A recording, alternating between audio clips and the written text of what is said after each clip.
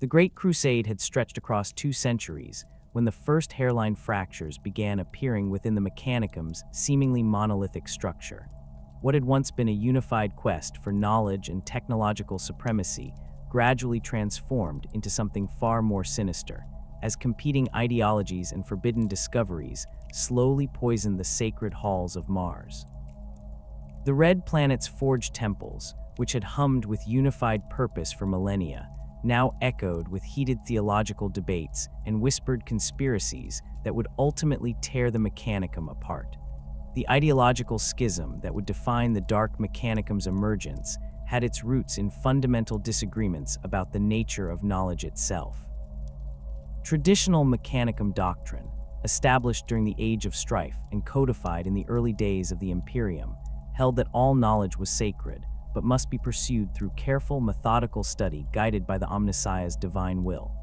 This orthodox approach emphasized the gradual accumulation of understanding through proper ritual, extensive testing, and adherence to established protocols that had preserved humanity's technological heritage through the darkest periods of history. However, a growing faction of tech priests began questioning these limitations. Led by ambitious magi who viewed orthodox doctrine as unnecessarily restrictive, they argued that the Mechanicum's cautious approach was hindering humanity's technological advancement. These radical elements believed that knowledge should be pursued without artificial constraints, regardless of its source or the methods required to obtain it. They pointed to the vast archives of archaeotech discovered during the Great Crusade, much of which remained sealed away in Martian vaults because it failed to meet orthodox purity standards. The corruption began subtly, manifesting first as academic curiosity rather than outright heresy. Tech priests who had spent decades studying forbidden archives found themselves drawn to increasingly esoteric theories about the nature of machine spirits and the fundamental forces governing technology. Ancient data cores recovered from human colonies lost during the Age of Strife contained fragmentary references to technologies that seemed to operate according to principles that orthodox Mechanicum doctrine couldn't fully explain. Rather than dismissing these anomalies, certain magi began conducting clandestine research into these forbidden subjects. Kelbor-Hal's ascension to the position of Fabricator General represented the culmination of these growing tensions within the Mechanicum hierarchy. Unlike his predecessors, who had maintained the traditional balance between innovation and orthodoxy, Kelbor-Hal possessed an insatiable appetite for forbidden knowledge that had been carefully concealed throughout his rise through the Mechanicum's ranks. His augmented form bore the typical modifications expected of a senior tech priest, but beneath his crimson robes and bronze mechadendrites lay a mind increasingly consumed by ambitions that extended far beyond Mars itself. The new Fabricator General's political acumen proved as sharp as his technological expertise. He understood that direct confrontation with orthodox elements would only result in his removal from power, so instead he pursued a strategy of gradual influence and careful alliance building.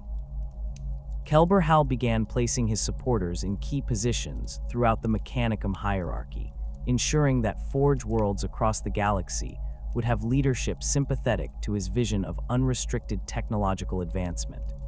These appointments were made under the guise of administrative efficiency and merit-based promotion, concealing the deeper ideological transformation taking place within the Mechanicum's power structure. The Fabricator General's secret negotiations with Horus Lupercal began during the early stages of what would later be recognized as the Horus Heresy, though at the time these communications appeared to be routine coordination between two of the Imperium's most powerful institutions. Horus, as War Master, required constant technological support for his expanding military campaigns, and the Mechanicum had always provided such assistance as part of their ancient compact with the Emperor.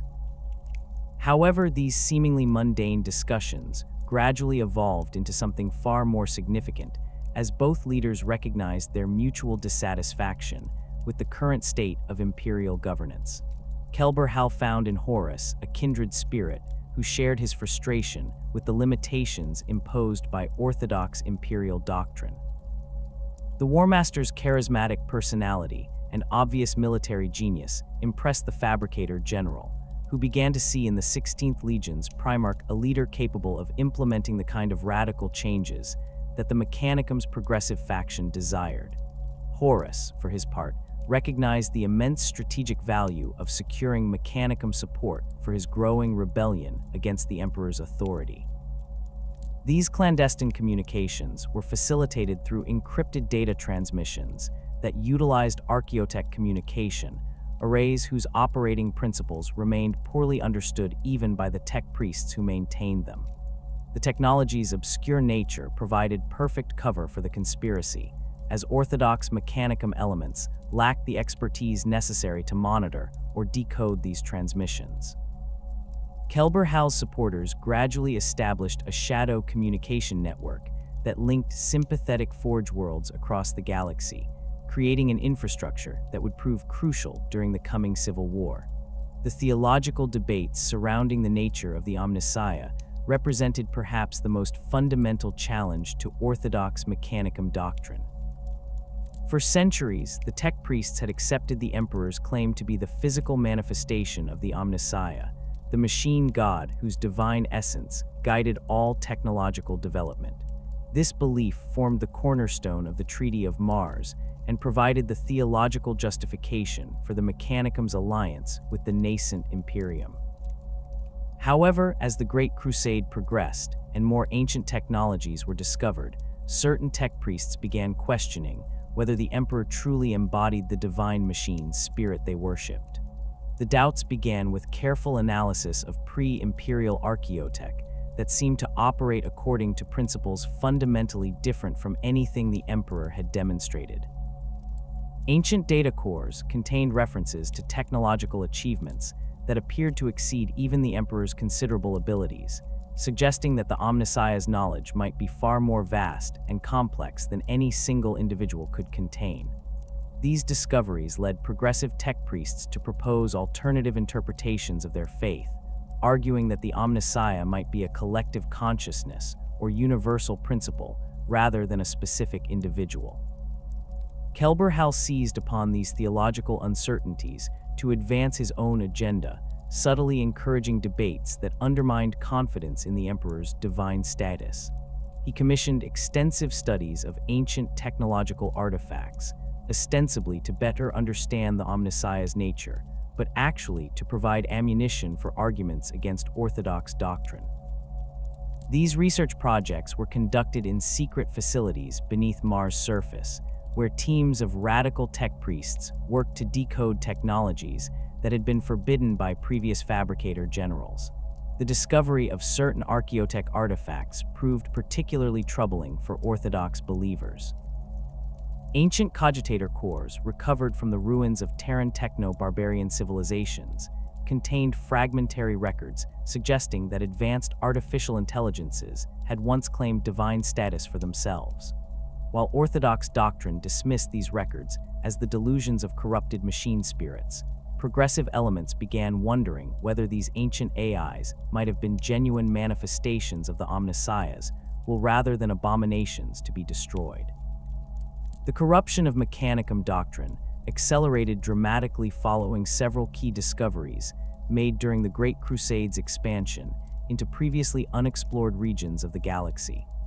Forged ships accompanying Imperial expeditionary fleets began encountering technological artifacts that challenged fundamental assumptions about the relationship between organic and mechanical life.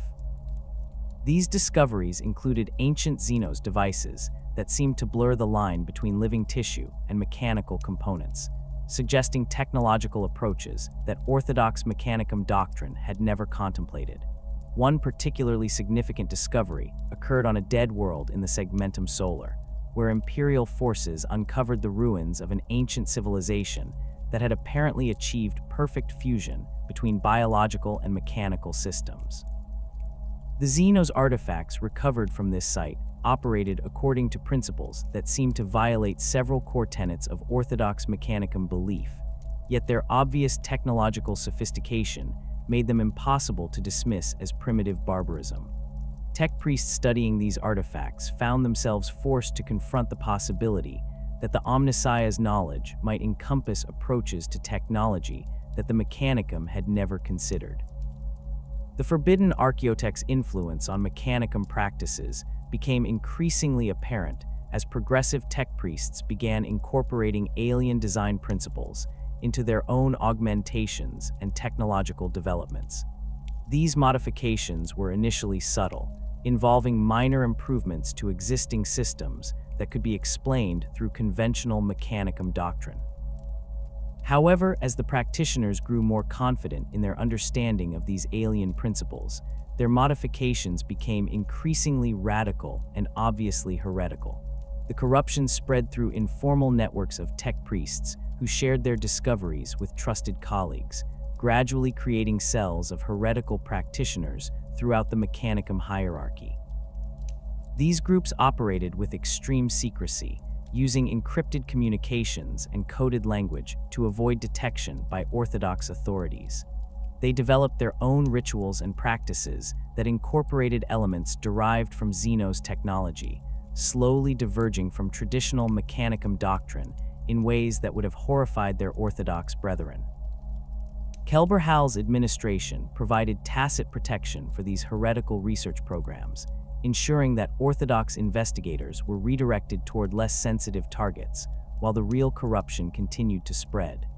The Fabricator General's supporters within the Mechanicum hierarchy used their positions to suppress reports of unusual technological developments and to reassign orthodox tech priests who might have uncovered the growing heresy. This systematic corruption of the Mechanicum's internal security apparatus allowed the heretical elements to operate with increasing boldness as the Great Crusade neared its end. The theological implications of these discoveries proved as significant as their technological applications. Progressive tech priests began developing new interpretations of Mechanicum doctrine that incorporated concepts derived from Xeno's sources, arguing that the Omnissiah's knowledge transcended human understanding and might be accessible through non-human technological traditions. These heretical theories suggested that the pursuit of knowledge should not be limited by species boundaries or traditional taboos, opening the door to even more radical departures from orthodox belief. The first shots of the Martian Civil War rang out not in the grand forged temples or the towering spires of the Fabricator General's palace, but in the deep manufactorum levels beneath the Tharsis Montes Forge complex. Tech adept Vex Corvine, a loyalist who had grown suspicious of the increasing numbers of unauthorized modifications being performed on servitor units, attempted to access restricted data vaults containing records of recent technological acquisitions. His augmented fingers had barely touched the access panel when a trio of Kelbor-Hal's supporters emerged from the shadows, their mechadendrites crackling with disruptor fields. The brief but vicious firefight that followed left Vex Corvine's remains scattered across the chamber floor, his cranial implants torn open to prevent any chance of data recovery from his cortex. Word of the tech adept's death spread through the orthodox Mechanicum networks within hours, carried by encrypted Vox transmissions that bypassed the compromised official communication channels. Fabricator Locum Zagreus Kane, who had been monitoring the growing corruption within the Mechanicum hierarchy with increasing alarm, recognized the killing as a clear declaration of war. Kane had served the Mechanicum faithfully for over 3 centuries, his augmented form bearing the scars of countless battles fought in service to the Omnissiah's will. Unlike many of his contemporaries, he had never allowed ambition to cloud his judgment, maintaining strict adherence to orthodox doctrine even as heretical influences spread throughout Mars. Kane's response came swiftly and decisively. Within 6 hours of receiving confirmation of Vex Corvine's death, Loyalist forces had secured the primary plasma generators feeding the Olympus Mons Forge complex, cutting power to several facilities known to house Kelbor-Hal's most radical supporters. The Fabricator Locum's tactical expertise, honed during decades of campaign service alongside Imperial forces, proved invaluable in these opening moves. Rather than attempting to confront the heretics directly, Kane focused on controlling critical infrastructure, forcing his enemies to reveal their positions as they moved to restore power to their operations. The Tharsis Montes engagement escalated rapidly from isolated skirmishes to full-scale warfare, as both sides committed increasing numbers of forces to secure strategic positions. Kelbor-Hal's supporters had spent months preparing for this conflict, stockpiling weapons and ammunition in hidden caches throughout the forge complex. Their initial advantage lay in superior numbers and better coordination, as the Fabricator General's network of sympathizers had been carefully cultivated over several years. However, the Loyalists possessed superior training and equipment, having maintained closer ties to the Imperial military forces stationed on Mars. The forge complex's labyrinthine structure turned every corridor into a potential battleground. Skitarii forces loyal to Kane advanced through the manufacturing levels, their galvanic rifles crackling as they engaged heretical tech priests who had barricaded themselves behind improvised fortifications constructed from industrial machinery. The distinctive whine of arc weapons echoed through the metal halls as electro-priests from both sides unleashed devastating electrical attacks that left the air thick with ozone and the acrid smell of burned circuitry. Kelbor-Hal's forces demonstrated their corruption through the twisted modifications they had made to their equipment and augmentations. Loyalist Skitarii reported encountering enemy tech priests whose mechadendrites had been replaced with writhing, organic appendages that seemed to pulse with their own malevolent life. These heretical modifications granted their users enhanced strength and resilience, but at the cost of their humanity.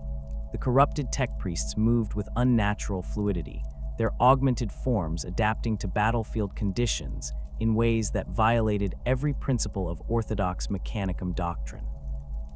The battle for the Val's Marineris manufacturing centers represented the first major engagement of the Civil War, involving thousands of combatants across multiple forge complexes. The vast canyon system housed some of Mars' most critical production facilities, including the sacred forges where land raiders and rhino chassis were assembled for the Legion's Astartes. Both sides recognized that control of these facilities would provide a decisive advantage in the broader conflict, leading to a brutal campaign that lasted for several weeks. Zagreus Kane personally led the assault on the primary assembly complex, his modified Castellax battle automata providing heavy fire support as Loyalist forces advanced through the manufacturing floors. The Fabricator Locum's tactical brilliance became evident as he coordinated multiple simultaneous attacks, forcing the heretical defenders to divide their attention across numerous fronts. His forces moved with the precision of perfectly calibrated machinery, each unit executing its assigned role with mechanical efficiency that reflected their orthodox training. The heretical forces defending the complex demonstrated their corruption through increasingly desperate tactics that horrified even veteran Skitarii warriors. Corrupted tech priests began using servitors as living shields, driving the lobotomized cyborgs forward in waves, while more valuable personnel took cover behind their expendable forms. Even more disturbing were reports of heretical magi who had begun incorporating Xeno's technology into their defensive systems, deploying energy weapons that operated according to principles completely alien to Imperial doctrine. The siege of the Arsia Mons Forge Temple marked a turning point in the Civil War's early phase. This ancient structure, one of Mars' oldest and most sacred sites, housed irreplaceable archaeotech that both sides desperately needed to secure. The temple's defensive systems, installed during the Age of Strife, had been designed to repel external invasion rather than internal rebellion, creating unique tactical challenges for both attackers and defenders. Kelbor-Hal's forces had occupied the temple complex for several days before Kane's loyalists arrived, giving them time to establish formidable defensive positions. The heretics had corrupted the temple's ancient cogitator systems, turning sacred machine spirits into twisted entities that served their blasphemous purposes. These corrupted systems began producing servitors and battle automata that bore no resemblance to orthodox Mechanicum designs, their forms incorporating organic components that seemed to writhe with independent life. The Loyalist assault began with a coordinated bombardment from Ordinata siege engines positioned on the surrounding ridgelines. These massive weapons, normally reserved for planetary siege warfare, turned sections of the temple complex into molten slag as their macro cannon shells punched through reinforced adamantium barriers. The distinctive thunder of ordinatus weapons echoed across the Martian landscape, their muzzle flashes visible from orbit as they pounded the heretical positions. Kane's ground forces advanced behind a screen of Thanator siege automata, their plasma mortars providing suppressive fire, while Skitarii squads moved through the temple's outer defenses. The ancient structure's corridors became killing fields as both sides deployed increasingly sophisticated weaponry. Heretical tech priests unleashed swarms of corrupted servo-skulls armed with melta charges, while loyalist forces responded with coordinated volleys from their galvanic rifles that turned the air itself into a crackling web of electrical discharge. The Legio Mortis' betrayal sent shockwaves throughout the Imperial forces on Mars. The Death's Heads had served with distinction throughout the Great Crusade, their god machines walking alongside Imperial forces on dozens of worlds. Their princeps had sworn binding oaths to the Emperor and the Omnissiah, making their sudden allegiance to Kelbor-Hal's rebellion a devastating blow to loyalist morale. The Legio's corruption had been carefully concealed, with their tech priests gradually introducing heretical modifications to their Titan systems over a period of months. The first sign of the Legio Mortis' treachery came when their warlord Titan Mortis Metallicus opened fire on loyalist positions defending the Pavinus Mons Forge complex. The massive war machine's volcano cannon vaporized an entire Skitarii regiment in a single shot, the superheated plasma turning dozens of warriors into constituent atoms in milliseconds. The Titans' war horns blared a discordant note that had never been heard before, their sound waves carrying frequencies that seemed to cause physical pain to those who heard them. Other Titan legions found themselves forced to choose sides as the civil war escalated. The Legio Tempestus, traditionally rivals of the Legio Mortis, declared for the loyalist cause and began moving their god machines toward the traitor positions. The sight of warlord Titans advancing across the Martian surface, their void shields shimmering with barely contained energy, represented warfare on a scale that Mars had not witnessed since the ancient cyber wars of the Age of Strife. The corruption affecting the traitor Titans became increasingly apparent as the conflict progressed. Loyalist forces reported that enemy god machines were exhibiting behavior patterns that violated every principle of machine-spirit communion. Corrupted Titans moved with fluid grace that seemed impossible for their massive forms, their weapon systems adapting to battlefield conditions in ways that suggested independent thought rather than programmed responses. Most disturbing were reports that some traitor Titans had begun incorporating organic components into their structures, their adamantium hulls sprouting growths that pulsed with alien life. The battle between Legio Tempestus and Legio Mortis god machines at the Cries Planitia represented the largest Titan engagement in Martian history. Over 40 war machines participated in the conflict, their combined firepower capable of reshaping the planetary surface. The loyalist warlord Titan Imperius Rex engaged the traitor Reaver Titan Mors Triumphant in single combat, their weapons exchanges creating localized earthquakes that could be felt across half the planet. The Imperius Rex's princeps, Maximal Threx, had piloted god machines for over 2 centuries and possessed an intuitive understanding of Titan warfare that few could match. His war machine moved with the fluid grace of a practiced warrior, its plasma annihilator sending streams of superheated matter toward the enemy Reaver. However, the Mors Triumphant's corrupted systems allowed it to respond with unnatural speed, its own weapons finding gaps in the warlord's void shields that should have been impossible to exploit. The engagement lasted for over 6 hours, with both Titans suffering severe damage as their weapons gradually overwhelmed each other's defensive systems. The Imperius Rex's left arm was severed by a direct hit from the Reaver's turbo laser destructor, the massive limb crashing to the ground with enough force to create a crater 50 meters wide. In response, Threx directed his remaining weapons at the enemy Titan's legs, his plasma annihilator melting through the Reaver's knee joint and sending the corrupted war machine crashing to the surface. The evacuation of loyalist tech priests from Mars began as it became clear that Kelbor-Hal's forces were gaining the upper hand in the civil war. Zagreus Kane, recognizing that continued resistance would only result in the complete destruction of orthodox Mechanicum elements, began organizing the withdrawal of personnel and critical archaeotech to Imperial-controlled territories. The evacuation required careful coordination with Imperial Navy forces, as traitor elements had gained control of several orbital defense platforms. Transport ships loaded with loyalist refugees launched from hidden spaceports, while Skitarii forces provided covering fire against heretical pursuit forces. The evacuation convoys carried not only personnel, but also irreplaceable archaeotech and data cores that represented millennia of accumulated knowledge. Kane personally oversaw the loading of the most critical items, ensuring that the Orthodox Mechanicum would retain access to the technological heritage that defined their identity. The establishment of the Orthodox Adeptus Mechanicus under direct imperial authority represented a fundamental reorganization of humanity's technological institutions. Kane and his supporters recognized that their survival depended on accepting closer integration with imperial command structures, abandoning the quasi-independence that the Mechanicum had maintained since the Treaty of Mars. This transformation required significant adjustments to Orthodox doctrine, but Kane viewed these changes as necessary adaptations rather than fundamental compromises.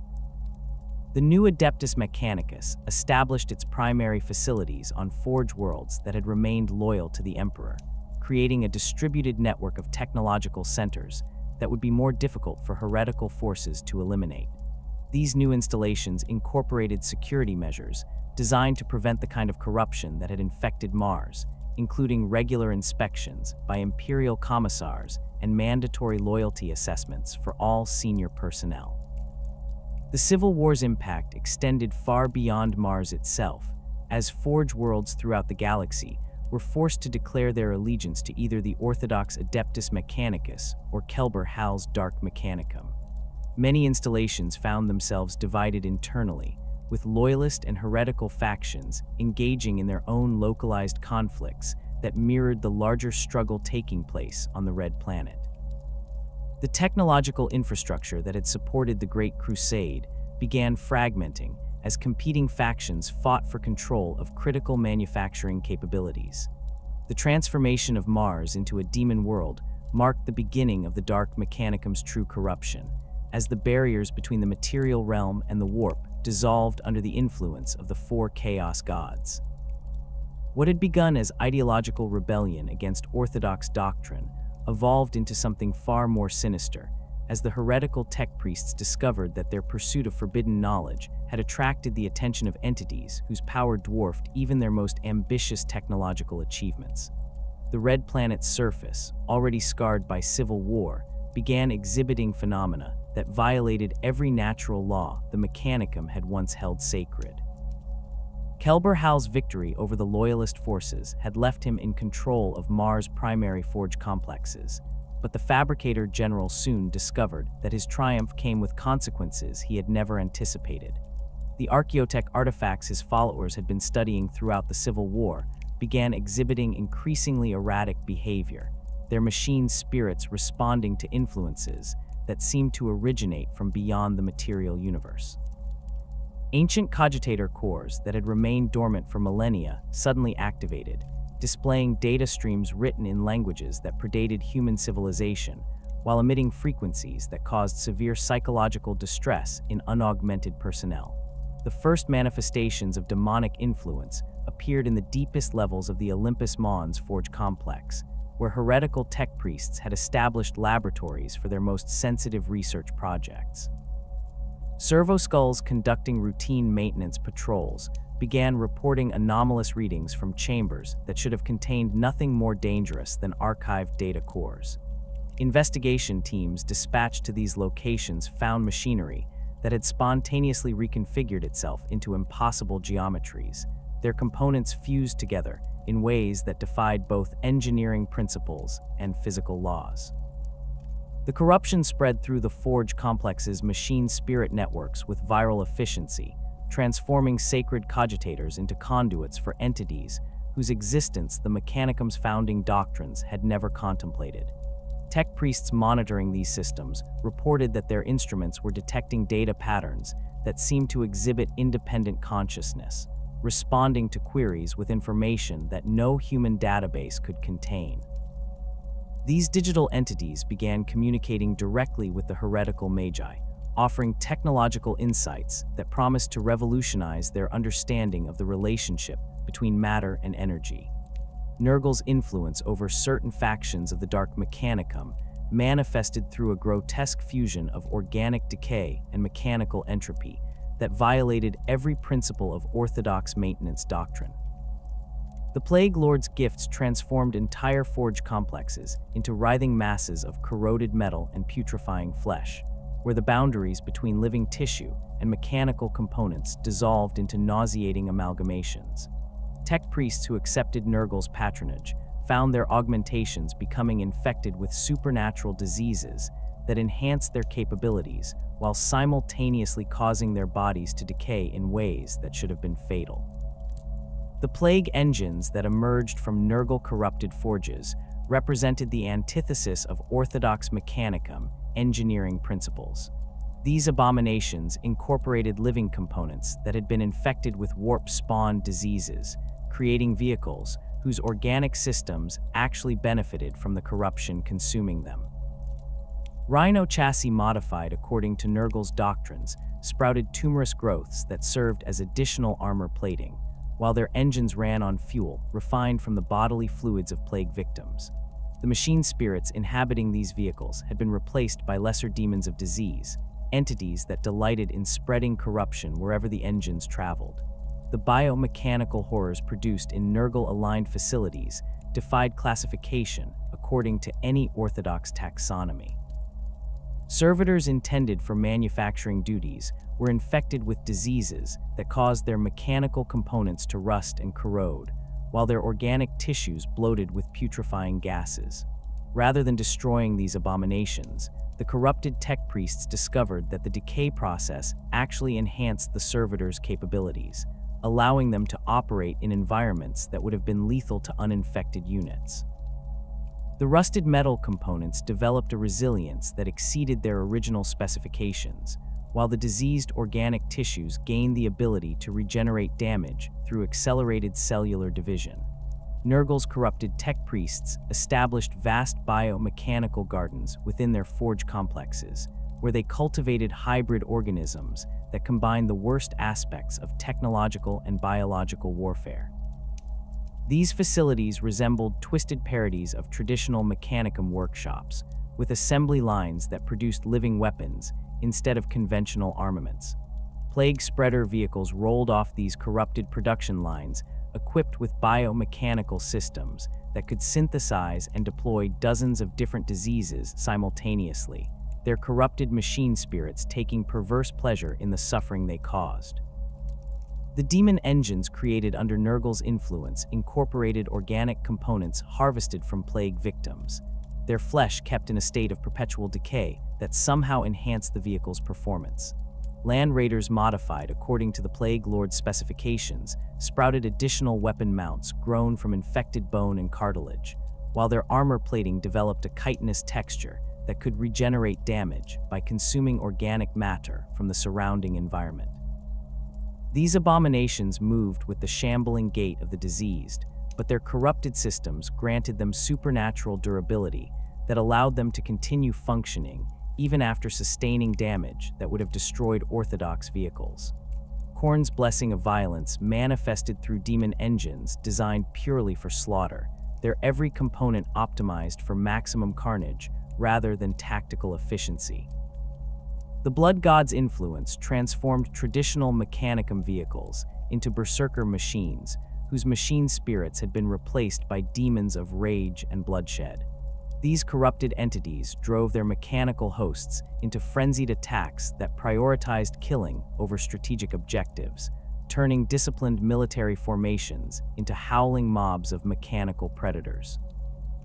The war machines blessed by Khorne exhibited modifications that would have horrified orthodox tech priests through their complete abandonment of defensive considerations in favor of enhanced offensive capabilities. Predator tanks had their armor plating removed and replaced with additional weapon systems, their hulls bristling with chain axes, power claws, and other close combat implements that served no tactical purpose beyond intimidation. The demon spirits inhabiting these vehicles compelled them to charge directly into enemy formations, regardless of the tactical situation, their corrupted machine spirits caring only for the opportunity to spill blood in their patron's name. Cornate forge complexes operated according to principles that emphasized speed and aggression over precision and quality control. Production lines that had once operated with mechanical precision became chaotic affairs where corrupted tech priests competed to create the most devastating weapons possible. Quality control procedures were abandoned in favor of rapid production, resulting in weapons that were often unstable but invariably lethal. The demon spirits bound into these weapons demanded regular offerings of blood from their wielders, creating a symbiotic relationship between the corrupted machines and their users. The corrupted war machines produced in cornate facilities incorporated melee weapons as primary armaments, abandoning the ranged combat doctrines that had defined Imperial military strategy. Rhino transports were modified with massive chainsaw blades mounted on their fronts, transforming them into mobile slaughterhouses that could carve through enemy formations while delivering assault troops directly into close combat. The machine spirits inhabiting these vehicles had been replaced by bloodthirsty demons that urged their crews toward increasingly reckless acts of violence. Khorne's influence over Dark Mechanicum forces created armies that functioned more like berserker hordes than disciplined military formations. Corrupted Skitarii abandoned their traditional ranged weapons in favor of chain axes and power mauls, their augmented bodies modified to enhance their close combat capabilities rather than their marksmanship. These warriors charged into battle with mechanical precision, but fought with the savage fury of demon-possessed berserkers, their corrupted neural implants flooding their systems with artificial rage that drove them to fight until their bodies were completely destroyed. The demon engines blessed by Khorne developed the ability to feed on the violence they witnessed, their corrupted systems growing stronger as battles intensified around them. Defiler engines modified according to the Blood God's specifications could repair battle damage by consuming the spilled blood of nearby casualties, their demon spirits growing more powerful with each life taken. These abominations became focal points for the violence that Khorne demanded, their presence on the battlefield inspiring both allies and enemies to greater acts of brutality. Tzeentch's influence over the Dark Mechanicum manifested through the pursuit of forbidden knowledge that transformed both flesh and machine in impossible ways. The Changer of Ways offered his followers access to technologies that operated according to principles completely alien to Imperial science, granting them the ability to manipulate reality itself through applications of warp-enhanced engineering. Tech priests who accepted Tzeentch's patronage found their understanding of the universe expanding in directions that mortal minds were never meant to explore, their augmented consciousness gaining insights that came at the cost of their sanity. The mutations affecting Tzeentch aligned tech priests extended beyond their organic components to encompass their mechanical augmentations as well. Servo-arms spontaneously reconfigured themselves into impossible geometries that somehow remained functional despite violating every principle of mechanical engineering. Optical mechadendrites developed the ability to perceive wavelengths of light that existed only within the warp, granting their users visions of potential futures while simultaneously driving them deeper into madness. These corrupted augmentations seem to exist in multiple dimensions simultaneously, their forms shifting between different configurations according to principles that defied rational analysis. Tzeentch corrupted forge complexes became labyrinthine structures where the laws of physics held only tentative authority. Corridors led to destinations that changed depending on the observer's intentions, while manufacturing equipment produced components that existed in quantum superposition until they were actually installed in larger systems. The machine spirits inhabiting these facilities had been replaced by demons of change and mutation, entities that delighted in transforming ordered systems into chaotic arrangements that somehow functioned more efficiently than their orthodox predecessors. The forbidden technologies developed under Tzeentch's influence incorporated principles derived from Xeno's sources and warp-based phenomena that orthodox Mechanicum doctrine had always forbidden.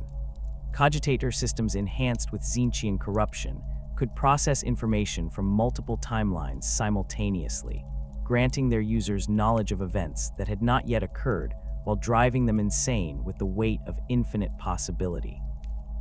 These systems operated by channeling raw warp energy through crystalline matrices that existed partially outside normal space-time, their calculations affecting reality itself rather than merely modeling it. The vehicles produced in Tzeentch-aligned facilities exhibited capabilities that seemed to violate fundamental laws of physics through their incorporation of warp-enhanced technologies. Land raiders modified according to the changer's specifications could phase in and out of material reality, allowing them to pass through solid barriers while remaining capable of affecting the physical world. Their machine spirits had been replaced by demons of mutation that constantly altered the vehicle's configurations, ensuring that no two encounters with the same machine would follow identical patterns. Tzeentchian tech priests developed the ability to bind lesser demons directly into their mechanical augmentations, creating hybrid entities that combine demonic intelligence with technological capabilities.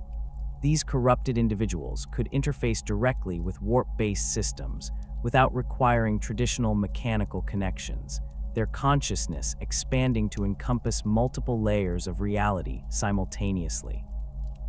The knowledge they gained through these connections came at the cost of their humanity, as prolonged exposure to demonic influence gradually transformed their thought patterns to match those of their otherworldly patrons.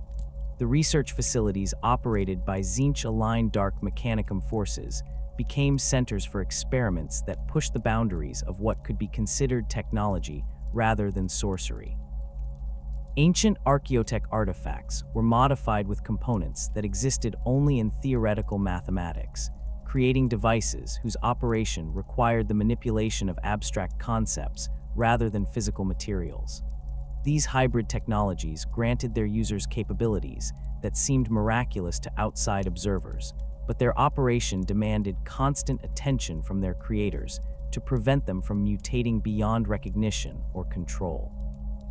The Prince of Pleasure's corruption of the Dark Mechanicum manifested through an obsession with technological and sensory perfection that transformed the heretical tech priests into beings driven by an insatiable hunger for new experiences and flawless creations.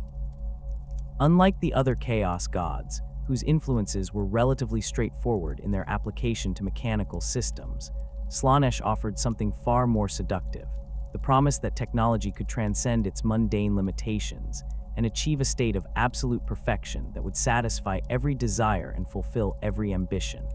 This corruption began subtly, appearing first as an enhanced appreciation for aesthetic beauty in mechanical design before evolving into something far more dangerous. The initial stages of Slaaneshi corruption among the Dark Mechanicum appeared as an increased attention to the visual and tactile qualities of their technological creations. Tech priests who had previously focused solely on functional efficiency began incorporating decorative elements into their designs, arguing that beauty and function were not mutually exclusive concepts. Servo skulls were fitted with elaborate engravings that served no practical purpose, while weapon housings were crafted from exotic materials chosen for their aesthetic appeal rather than their protective qualities. These modifications seemed harmless at first, representing nothing more than artistic expression within a traditionally utilitarian organization. However, the pursuit of aesthetic perfection gradually consumed increasing amounts of time and resources, as the corrupted tech priests became obsessed with achieving flawless execution in every detail of their work. Manufacturing processes that had once prioritized speed and efficiency were redesigned to emphasize precision and beauty, with quality control standards that demanded absolute perfection in every component. Servitors assigned to assembly duties were subjected to extensive modifications that enhanced their dexterity and sensory capabilities, allowing them to detect minute imperfections that would have been considered acceptable under orthodox standards. The corruption deepened as the affected tech priests began experiencing their work through enhanced sensory perception that allowed them to appreciate subtleties previously beyond their awareness. Optical augmentations were modified to perceive additional wavelengths of light that revealed previously hidden aspects of material structure, while tactile sensors were enhanced to detect surface variations measured in molecular layers. These improvements initially seemed beneficial, allowing for more precise manufacturing and quality control, but they also created an addiction to sensory input that demanded increasingly sophisticated stimulation. Slaaneshi corrupted forges developed manufacturing processes that incorporated elements of ritual and ceremony, transforming mundane production activities into elaborate performances designed to heighten the participants' sensory experience. Assembly lines were redesigned to create rhythmic patterns of movement and sound that synchronized with the workers' enhanced nervous systems, inducing states of euphoric concentration that lasted for days at a time. The machine spirits inhabiting these facilities were gradually replaced by entities that fed on the intense emotions generated by these ritualistic manufacturing processes. The creation of pain engines represented one of the most disturbing manifestations of Slaaneshi influence within the Dark Mechanicum, as corrupted tech priests began developing devices that combined physical agony with mechanical precision to create experiences of transcendent intensity.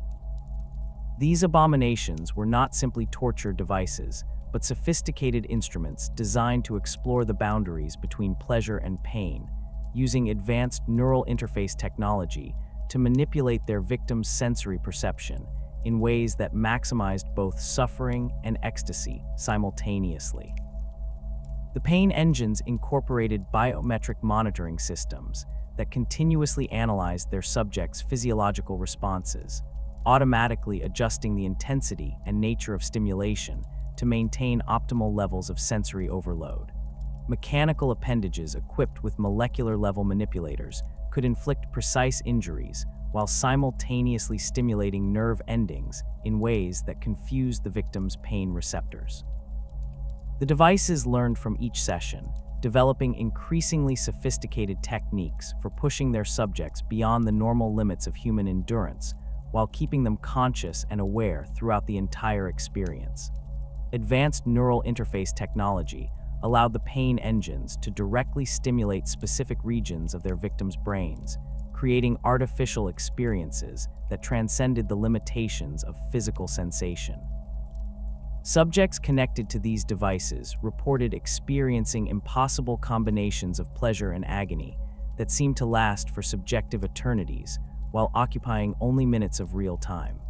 The corrupted tech priests operating these machines claimed that the experiences they created represented a form of technological enlightenment that revealed fundamental truths about the nature of consciousness and reality. The torture devices developed under Slaaneshi influence incorporated aesthetic elements that transformed instruments of suffering into works of mechanical art. Restraint systems were crafted from precious metals and exotic alloys, their surfaces polished to mirror perfection and decorated with intricate patterns that seemed to shift and change as observers watched them. The chambers housing these devices resembled galleries more than dungeons, with carefully controlled lighting and acoustic systems designed to enhance the overall sensory experience for both operators and subjects. Sonic weaponry represented another significant area of Slaaneshi innovation within the Dark Mechanicum, as corrupted tech priests discovered that sound could be weaponized in ways that affected both physical matter and psychological state simultaneously. Traditional Imperial sonic weapons had always been crude devices that relied on brute force applications of acoustic energy, but Slaaneshi-influenced designs incorporated sophisticated harmonic principles that could induce specific emotional and physiological responses in their targets.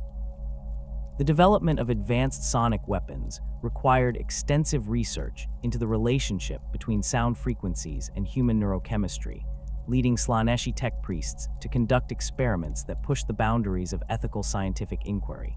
Test subjects were exposed to carefully modulated sound waves, while their brain activity was monitored through advanced neural scanning equipment, allowing researchers to map the precise frequencies that triggered specific responses.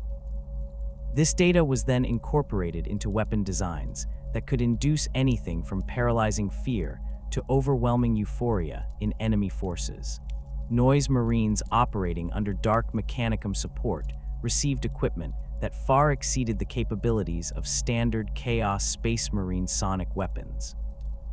Their armor incorporated resonance chambers that amplified and focused their vocal output, while their weapon systems were tuned to frequencies that could shatter both physical barriers and mental defenses simultaneously. The corrupted tech priests responsible for maintaining this equipment took perverse pleasure in fine-tuning the harmonic relationships between different components, creating weapons that produced complex musical arrangements even as they devastated enemy formations. The sonic weapons crafted by Slaaneshi tech heretics incorporated aesthetic considerations that transformed them into instruments of both destruction and artistic expression. Weapon housings were shaped to create pleasing visual forms while simultaneously optimizing acoustic performance, with decorative elements that served as functional components in the sound generation process. The weapons produced music as well as mayhem, their harmonic output creating elaborate compositions that reflected their operators' emotional states while delivering devastating attacks against enemy forces. Vehicle-mounted sonic systems developed by Slaaneshi corrupted forges could affect entire battlefields through carefully orchestrated acoustic bombardments that combined multiple frequency ranges to create complex interference patterns. These systems required precise coordination between multiple units to achieve their full potential, forcing their operators to work together in elaborate performances that resembled musical ensembles more than military formations. The corrupted machine spirits inhabiting these vehicles developed the ability to improvise harmonic variations, creating unique acoustic signatures that made each engagement a singular artistic expression. The corruption of the quest for knowledge into hedonistic experimentation marked a fundamental transformation in how Slaaneshi influenced tech priests approached their research activities.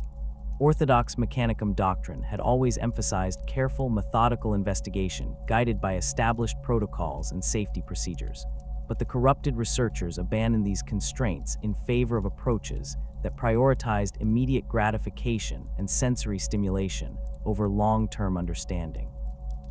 Research facilities operated by Slaaneshi tech priests became centers of experimentation that pushed subjects to their absolute limits in pursuit of data that could only be obtained through extreme experiences. Traditional ethical guidelines were abandoned as researchers argued that true understanding required direct participation in the phenomena being studied. Volunteers and test subjects were exposed to increasingly dangerous procedures as the corrupted scientists became addicted to the intense emotions generated by their experiments. The blending of flesh with machine under Slaaneshi influence created hybrid entities that transcended the traditional boundaries between organic and mechanical systems. Unlike the crude fusion techniques employed by other Chaos-aligned factions, Slaaneshi modifications emphasized elegance and aesthetic appeal, creating beings whose augmentations enhanced their sensory capabilities while maintaining or even improving their physical attractiveness. These hybrids served as living examples of the perfection that could be achieved through the proper application of both technology and desire. Augmentation procedures developed by Slaaneshi tech priests incorporated organic components harvested from carefully selected subjects, with selection criteria that emphasized beauty and sensory acuity rather than simple functionality.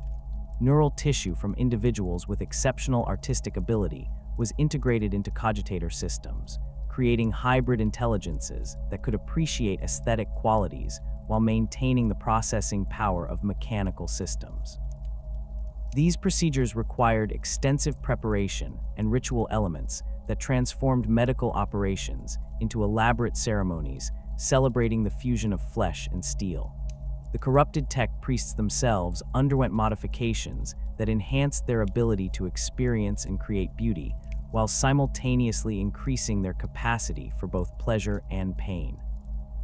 Sensory augmentations were pushed far beyond orthodox specifications, creating individuals who could perceive subtleties of texture, color, and sound that remained invisible to unmodified humans. These enhanced senses allowed them to appreciate their creations on levels that justified the increasingly extreme measures they employed in pursuit of perfection. Manufacturing processes in Slaaneshi-controlled facilities incorporated living components that could adapt and evolve according to aesthetic principles rather than simple functional requirements. Assembly lines staffed by hybrid organic mechanical workers could modify their output in real time based on sensory feedback, creating products that were unique works of art rather than standardized manufactured goods. The corrupted machine spirits governing these processes developed preferences and opinions about the items being produced, refusing to create objects that failed to meet their increasingly sophisticated aesthetic standards. The vehicles and equipment produced in these facilities exhibited capabilities that seemed to transcend their mechanical specifications through the incorporation of elements that responded to their operators' emotional states.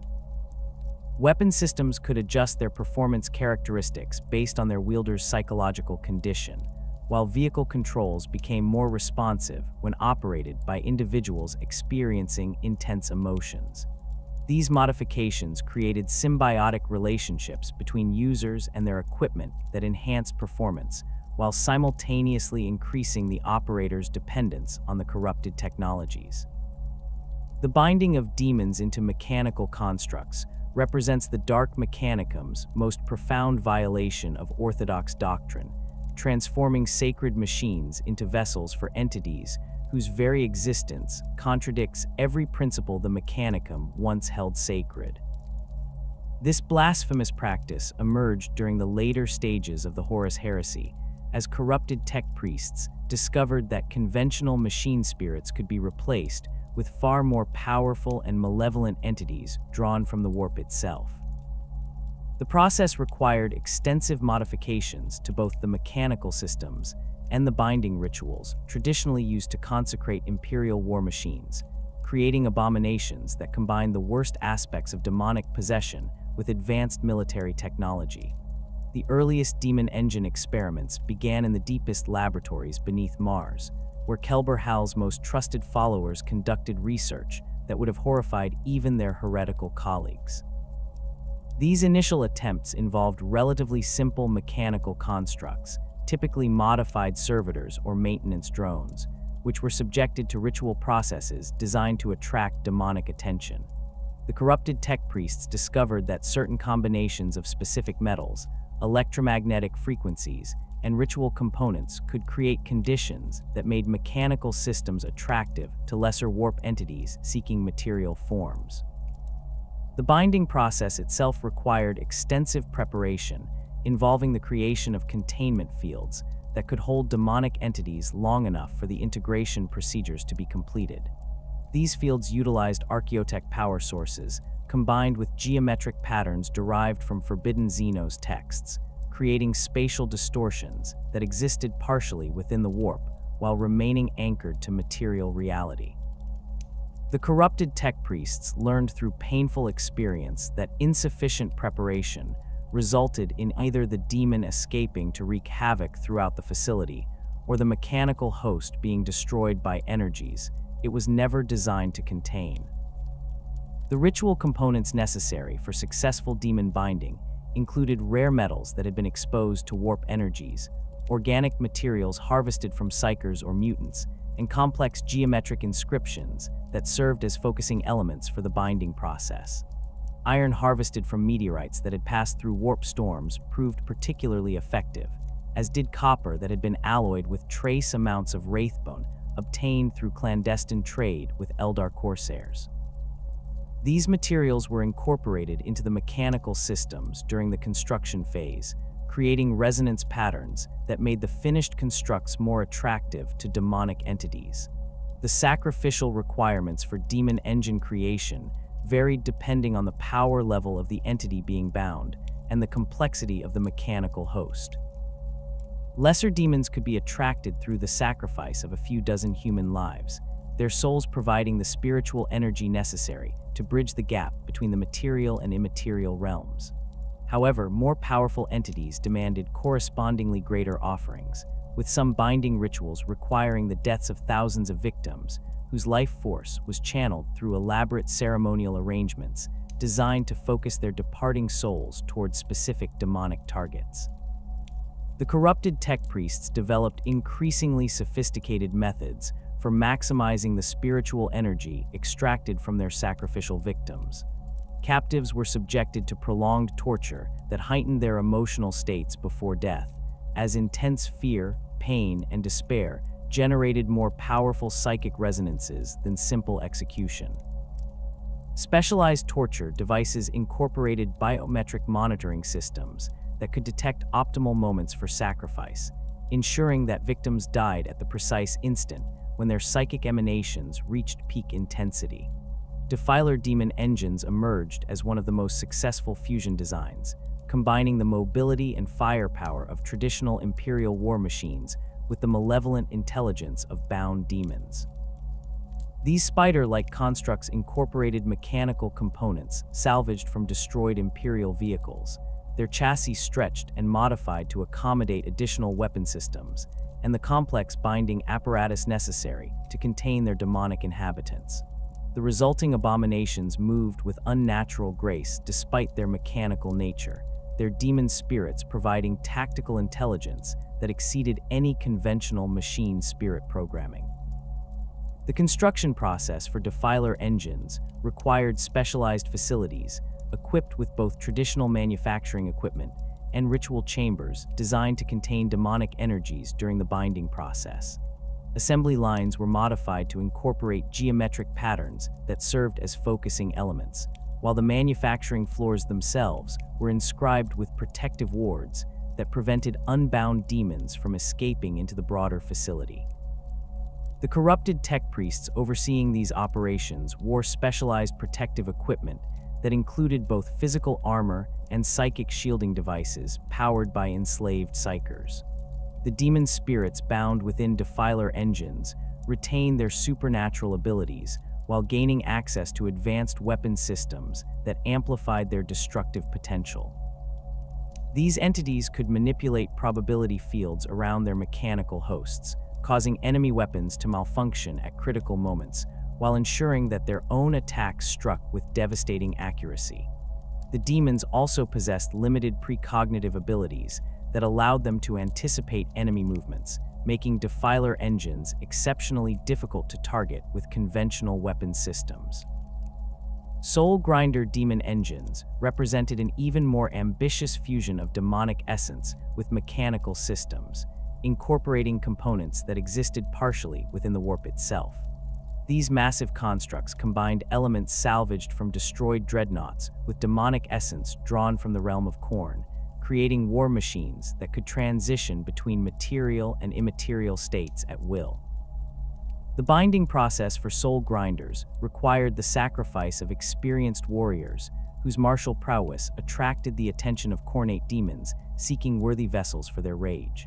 The mechanical components of soul grinder engines underwent extensive modification to accommodate their demonic inhabitants, with traditional steel and ceramite being replaced by metals that had been blessed by chaos sorcerers and tempered in the fires of demon forges. These materials possessed properties that defied conventional physics, maintaining structural integrity even when subjected to stresses that should have caused catastrophic failure. The demon spirits inhabiting these constructs could manipulate the molecular structure of their mechanical components, allowing them to adapt their forms to meet changing battlefield conditions. The weapon systems mounted on soul grinder engines combined conventional Imperial technology with demonic enhancements that increased their destructive potential far beyond their original specifications. battle cannons were modified with bore linings crafted from metals that existed only within the warp, allowing them to fire shells that could phase through conventional armor before rematerializing inside enemy vehicles. Close combat weapons incorporated demonic essence that caused wounds inflicted by these systems to resist healing through conventional medical treatment, as the spiritual corruption prevented natural regeneration processes. Helldrake demon engines emerged from experiments conducted by Dark Mechanicum forces seeking to create aerial supremacy platforms that could dominate Imperial air support.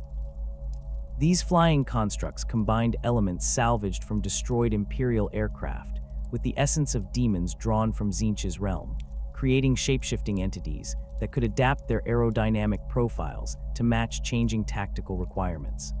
The binding process required the sacrifice of experienced pilots whose knowledge of aerial combat provided the demon spirits with tactical understanding that complemented their supernatural abilities.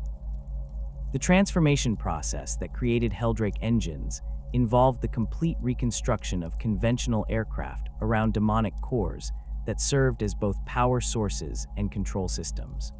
Traditional flight surfaces were replaced with metallic constructs that could reshape themselves according to aerodynamic requirements, while propulsion systems incorporated warp-enhanced technologies that allowed for impossible maneuvers that violated conventional physics. The demon spirits inhabiting these constructs possessed an intuitive understanding of three-dimensional combat that made them exceptionally dangerous opponents for Imperial pilots trained in conventional tactics. The Forgefiend and Maulerfiend demon engines represented specialized variants designed for specific battlefield roles, with their mechanical systems optimized to enhance particular aspects of their demonic inhabitants' capabilities. Forgefiends incorporated multiple weapon systems that could be operated simultaneously by their demon spirits, creating mobile fire support platforms that could engage multiple targets with devastating accuracy. Maulerfiends emphasized close combat capabilities, their mechanical forms incorporating powerful limbs and cutting implements that could tear through enemy armor with supernatural strength. The construction of these specialized demon engines required detailed knowledge of the specific demonic entities being bound, as different types of demons possessed varying capabilities that needed to be matched with appropriate mechanical systems. Cornate demons bound into Maulerfiend chassis retained their bloodthirsty nature while gaining access to mechanical strength that far exceeded their original forms, creating berserker machines that charged into enemy formations with reckless abandon. Tzeentchian entities bound into Forgefiend platforms could manipulate probability fields around their weapon systems, ensuring that their attacks struck with impossible accuracy even under adverse conditions.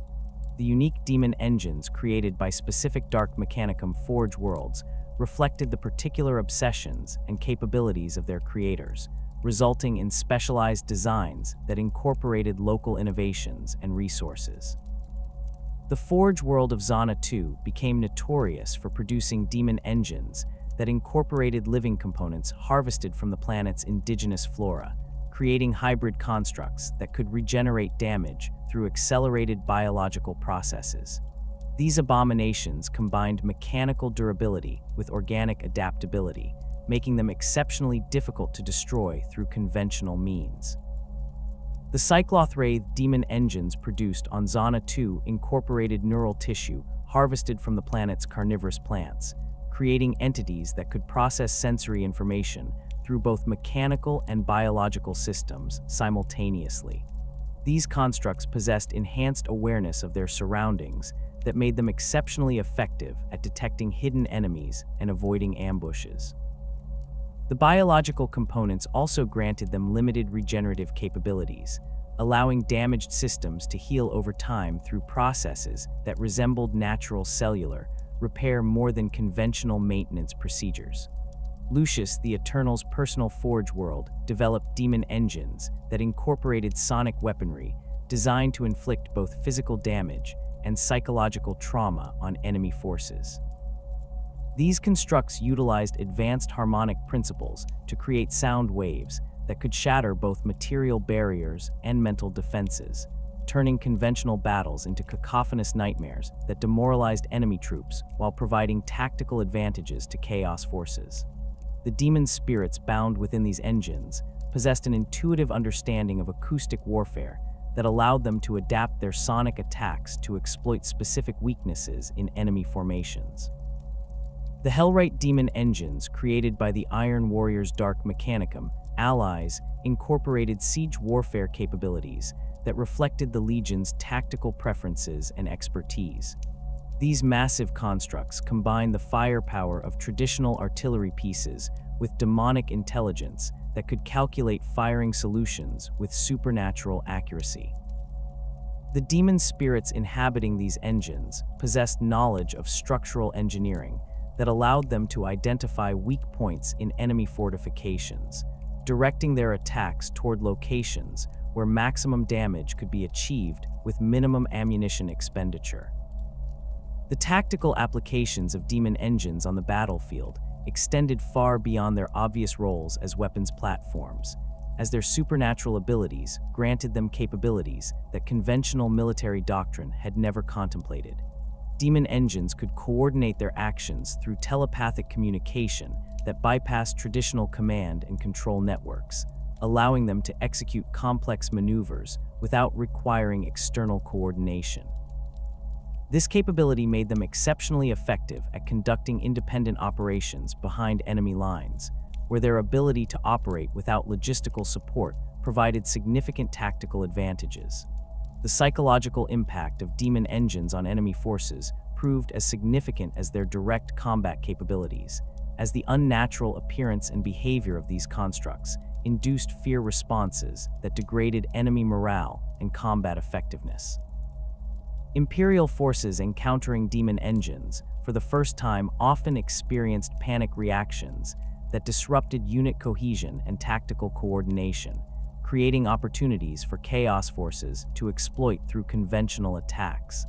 The supernatural aura emanating from these constructs also interfered with Imperial communication systems and targeting equipment, reducing the effectiveness of coordinated defensive responses. The maintenance requirements for demon engines differed significantly from those of conventional Imperial war machines, as their demonic components required spiritual sustenance rather than simple mechanical repair.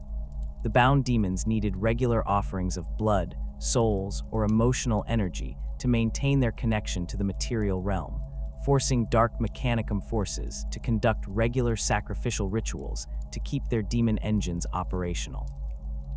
These requirements created logistical challenges that conventional military doctrine had never addressed, as demon engine formations needed access to steady supplies of sacrificial victims rather than traditional fuel and ammunition. The evolution of demon engine designs continued throughout the Long War as Dark Mechanicum forces refined their binding techniques and developed new methods for incorporating demonic essence into mechanical systems.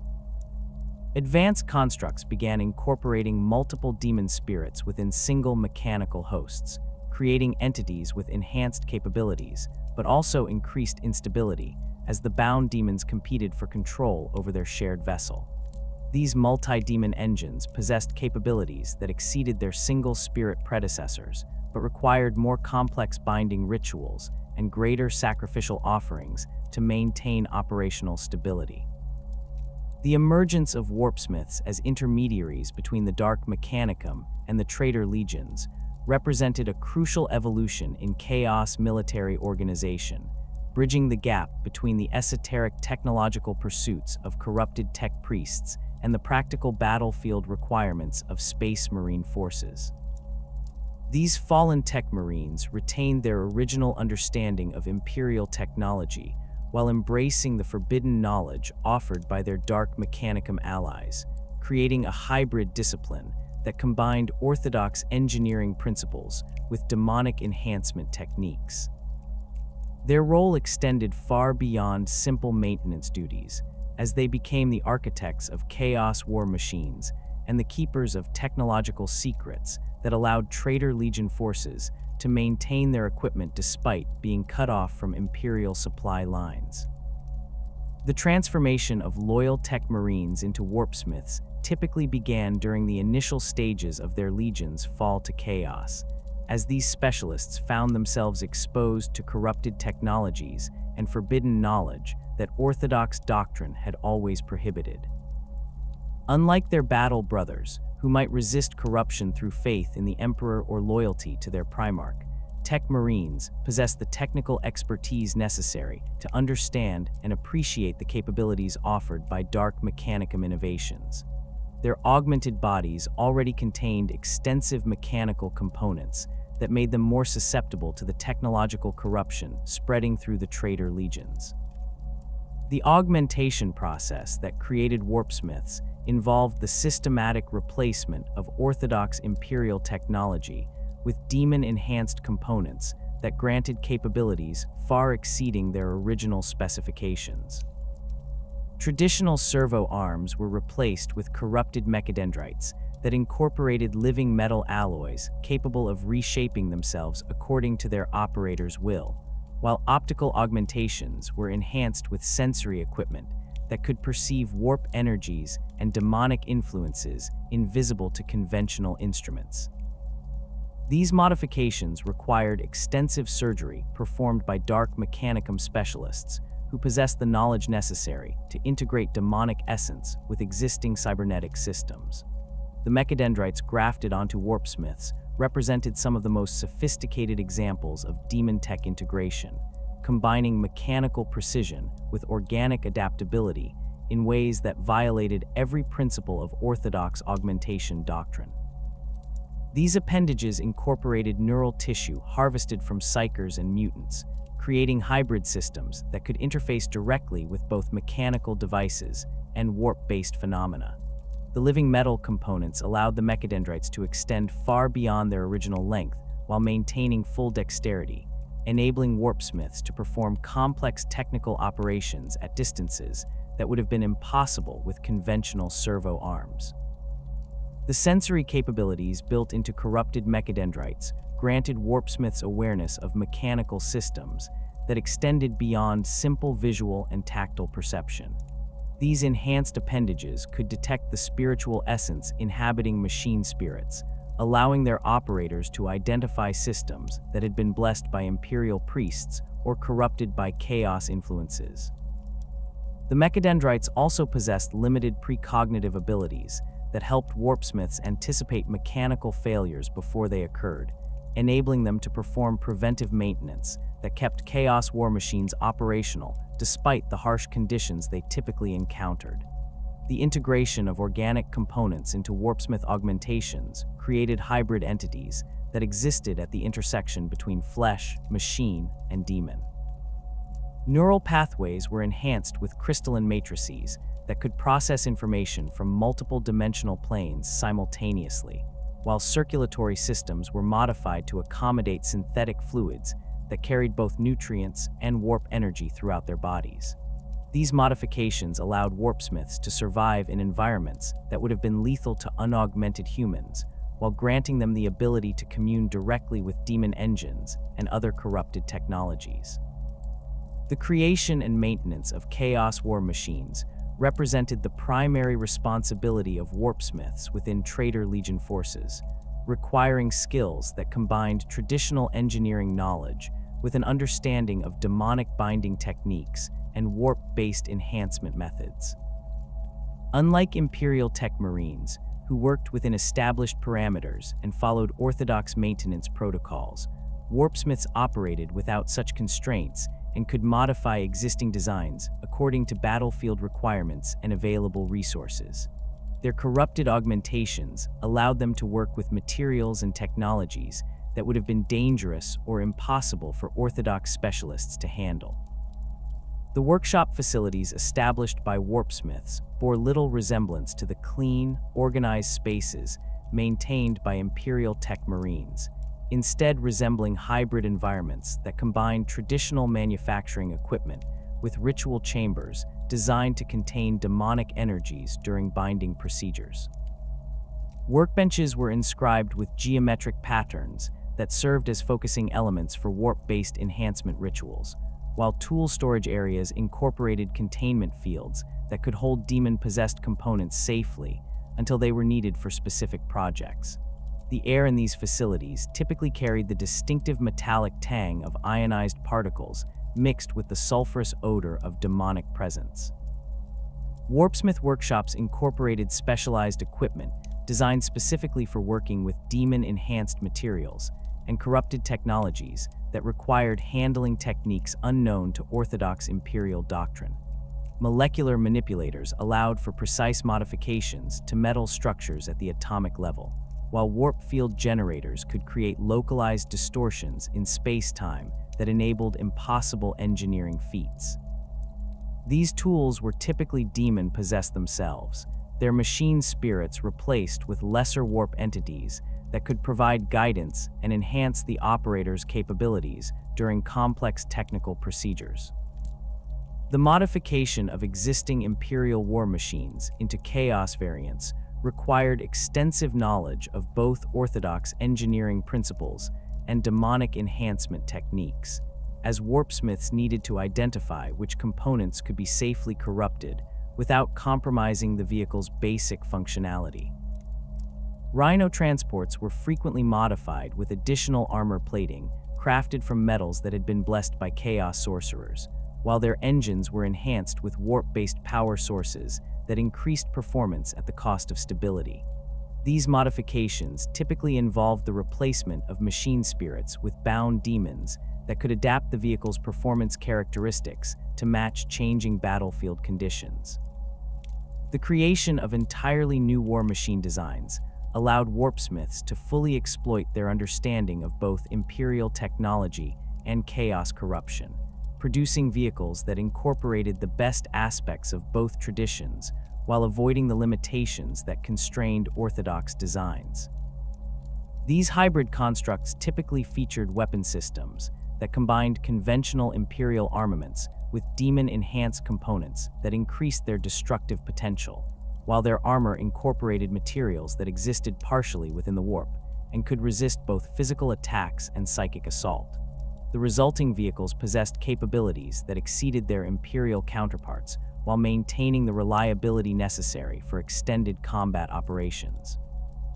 Warpsmith-designed fortifications represented another significant area of innovation, as these specialists applied their understanding of both engineering and demonic binding to create defensive structures that could withstand siege warfare while providing enhanced protection for chaos forces. Traditional Imperial fortification designs were modified with structural elements that incorporated living metal components capable of self-repair, while defensive weapon systems were enhanced with demon spirits that could operate independently when their crews were killed or incapacitated. These fortifications often featured geometric designs that served dual purposes as both structural elements and ritual focuses for summoning demonic reinforcements. The siege equipment created by warpsmiths combined the devastating firepower of traditional Imperial artillery with enhancements that allowed for capabilities beyond conventional physics. Basilisk artillery pieces were modified with barrel linings crafted from metals that existed partially within the warp, enabling them to fire shells that could phase through conventional defenses before rematerializing inside enemy fortifications. Vindicator Demolisher cannons received upgrades that allowed their shells to continue exploding repeatedly after impact, creating cascading destruction that could level entire city blocks through a single shot.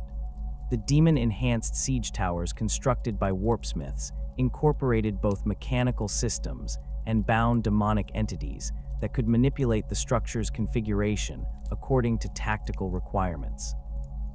These massive constructs could extend or retract their height to match enemy fortifications, while their internal spaces could expand to accommodate larger assault forces than their external dimensions suggested. The demon spirits inhabiting these structures possessed tactical intelligence that allowed them to coordinate with attacking forces, opening assault ramps at optimal moments and providing covering fire through integrated weapon systems. Notable warpsmiths throughout Imperial history have left lasting marks on the technological development of chaos forces, their innovations spreading through the traitor legions and influencing the design of war machines used in conflicts across the galaxy. Warsmith Hansu of the Iron Warriors became infamous for his hybrid creations that combined Imperial and Chaos technologies in ways that maximized both reliability and destructive potential. His modifications to standard Rhino chassis resulted in vehicles that could operate in environments that would have destroyed orthodox Imperial transports, while his artillery innovations allowed Iron Warriors' forces to conduct siege warfare with unprecedented effectiveness. The warpsmith known as Vex Machinator developed techniques for binding multiple demon spirits into single mechanical constructs, creating war machines with enhanced capabilities, but also increased instability as the bound entities competed for control over their shared vessel. His experiments with multi-demon binding led to the creation of defiler variants that possessed tactical intelligence far exceeding their standard counterparts, though these enhanced constructs required more extensive maintenance and regular sacrificial offerings to maintain operational stability. Vex Machinator's techniques were eventually adopted by other Dark Mechanicum forces, leading to the development of increasingly sophisticated demon engine designs. Forge Master Corps Megron of the Word-Bearers Legion specialized in creating war machines that incorporated religious iconography and ritual elements designed to enhance their spiritual significance, as well as their combat effectiveness. His designs featured elaborate decorative elements that served as focusing points for chaos worship, while incorporating functional components that improved the vehicle's performance characteristics. Megron's innovations influenced the development of Chaos Rhinos and Land Raiders that could serve as mobile shrines as well as military transports, their presence on the battlefield inspiring greater fervor among Chaos cultists and Space Marines alike. The technological innovations developed by warpsmiths in service to the Dark Gods often involved the integration of Xenos technologies with Imperial designs, creating hybrid systems that incorporated the best aspects of multiple technological traditions. Eldar Wraithbone components were integrated into Chaos vehicle armor, providing enhanced protection against both physical attacks and psychic assault while maintaining the flexibility necessary for complex maneuvers. Orc technology was adapted to create weapon systems that could function reliably despite the chaotic conditions typical of Chaos-controlled territories, while Tau innovations were incorporated into targeting systems that provided enhanced accuracy for long-range engagements. The development of warp-enhanced manufacturing techniques allowed warpsmiths to create components and systems that would have been impossible using orthodox Imperial methods, incorporating materials and design principles that existed partially outside normal space-time. These techniques required extensive knowledge of both engineering and sorcery, as the manufacturing processes involved the manipulation of fundamental forces that could be dangerous to work with directly. Warpsmiths who mastered these techniques could create weapons and armor that adapted to their users' needs automatically, while vehicles produced using these methods possessed machine spirits that could evolve and improve their performance over time. The training and indoctrination of new warpsmiths typically occurred within established Chaos strongholds, where experienced practitioners could provide guidance, while ensuring that novices did not accidentally destroy themselves or their surroundings during the learning process. These training programs combined traditional technical education with exposure to Chaos corruption, gradually transforming loyal Imperial tech marines into servants of the Dark Gods through a combination of ideological conversion and physical modification. The process typically required several years to complete, as the integration of demon-enhanced augmentations needed to be performed gradually to prevent rejection by the recipient's immune system. The relationship between warpsmiths and their Dark Mechanicum allies remained complex and often strained, as both groups possessed strong opinions about the proper application of technology and the appropriate level of demon integration in mechanical systems. Warpsmiths typically favored practical solutions that prioritized battlefield effectiveness over theoretical purity, while Dark Mechanicum tech priests often pursued innovations that served their research interests regardless of their military applications. These philosophical differences led to frequent disputes over resource allocation and project priorities, though both groups recognized their mutual dependence and worked to maintain functional relationships despite their disagreements. The Long War provided numerous opportunities for warpsmiths to refine their techniques and develop new innovations as they encountered different types of Imperial technology and faced varying tactical challenges across multiple theaters of operation. Each engagement provided valuable data about the effectiveness of different modification techniques, while captured Imperial equipment offered opportunities to reverse engineer new technologies and incorporate them into existing chaos designs. This constant process of adaptation and improvement ensured that warpsmith innovations continued to evolve throughout the millennia following the Horus Heresy, maintaining their relevance despite the changing nature of warfare in the 41st millennium. The establishment of corrupted forge worlds within the Eye of Terror and other warp storms began immediately following the Dark Mechanicum's exodus from Mars, as Kelbor-Hal's surviving followers sought new strongholds where they could continue their heretical research without interference from Imperial forces. The twisted realm of the Eye of Terror provided ideal conditions for these endeavors, its chaotic energies allowing the corrupted tech priests to experiment with technologies that would have been impossible in normal space. The first of these demon forges were crude affairs, hastily constructed from salvaged equipment and powered by enslaved warp entities, but they quickly evolved into sophisticated manufacturing centers that could produce war machines rivaling anything created during the height of the Great Crusade. The planet designated Zana 2 became one of the first major Dark Mechanicum strongholds established outside Imperial space, its industrial infrastructure having been prepared for corruption even before the Horus Heresy began. The world's tech priests had maintained secret communications with Kelbor-Hal throughout the civil war on Mars, gradually introducing forbidden modifications to their manufacturing processes while maintaining the appearance of loyalty to orthodox doctrine. When Imperial forces finally moved to secure the planet, they discovered that the entire industrial complex had been transformed into a nightmare of organic machinery and demon-possessed production lines that defied every principle of Imperial engineering. The forge complexes on Zana 2 incorporated living components harvested from the planet's indigenous flora, creating hybrid manufacturing systems that could adapt their output according to changing requirements without requiring reprogramming or mechanical modification.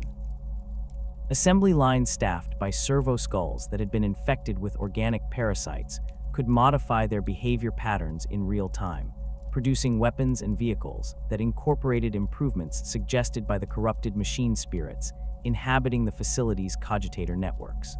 The resulting products possessed capabilities that exceeded their design specifications while maintaining the reliability necessary for extended combat operations.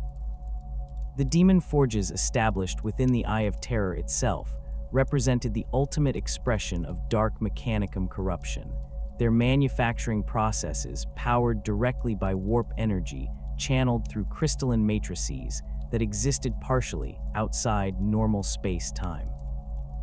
These facilities could produce materials that violated fundamental laws of physics, creating armor plating that could exist in multiple dimensions simultaneously, and weapon components that drew their destructive power from the raw stuff of chaos itself.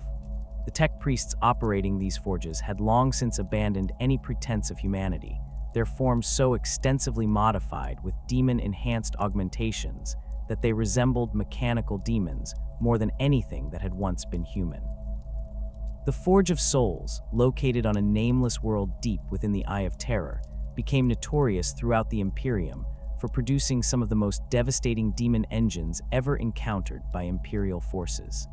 The facility's primary manufacturing complex occupied an entire continent, its towering spires reaching into the planet's chaotic atmosphere, where they could draw power directly from the warp storms raging overhead.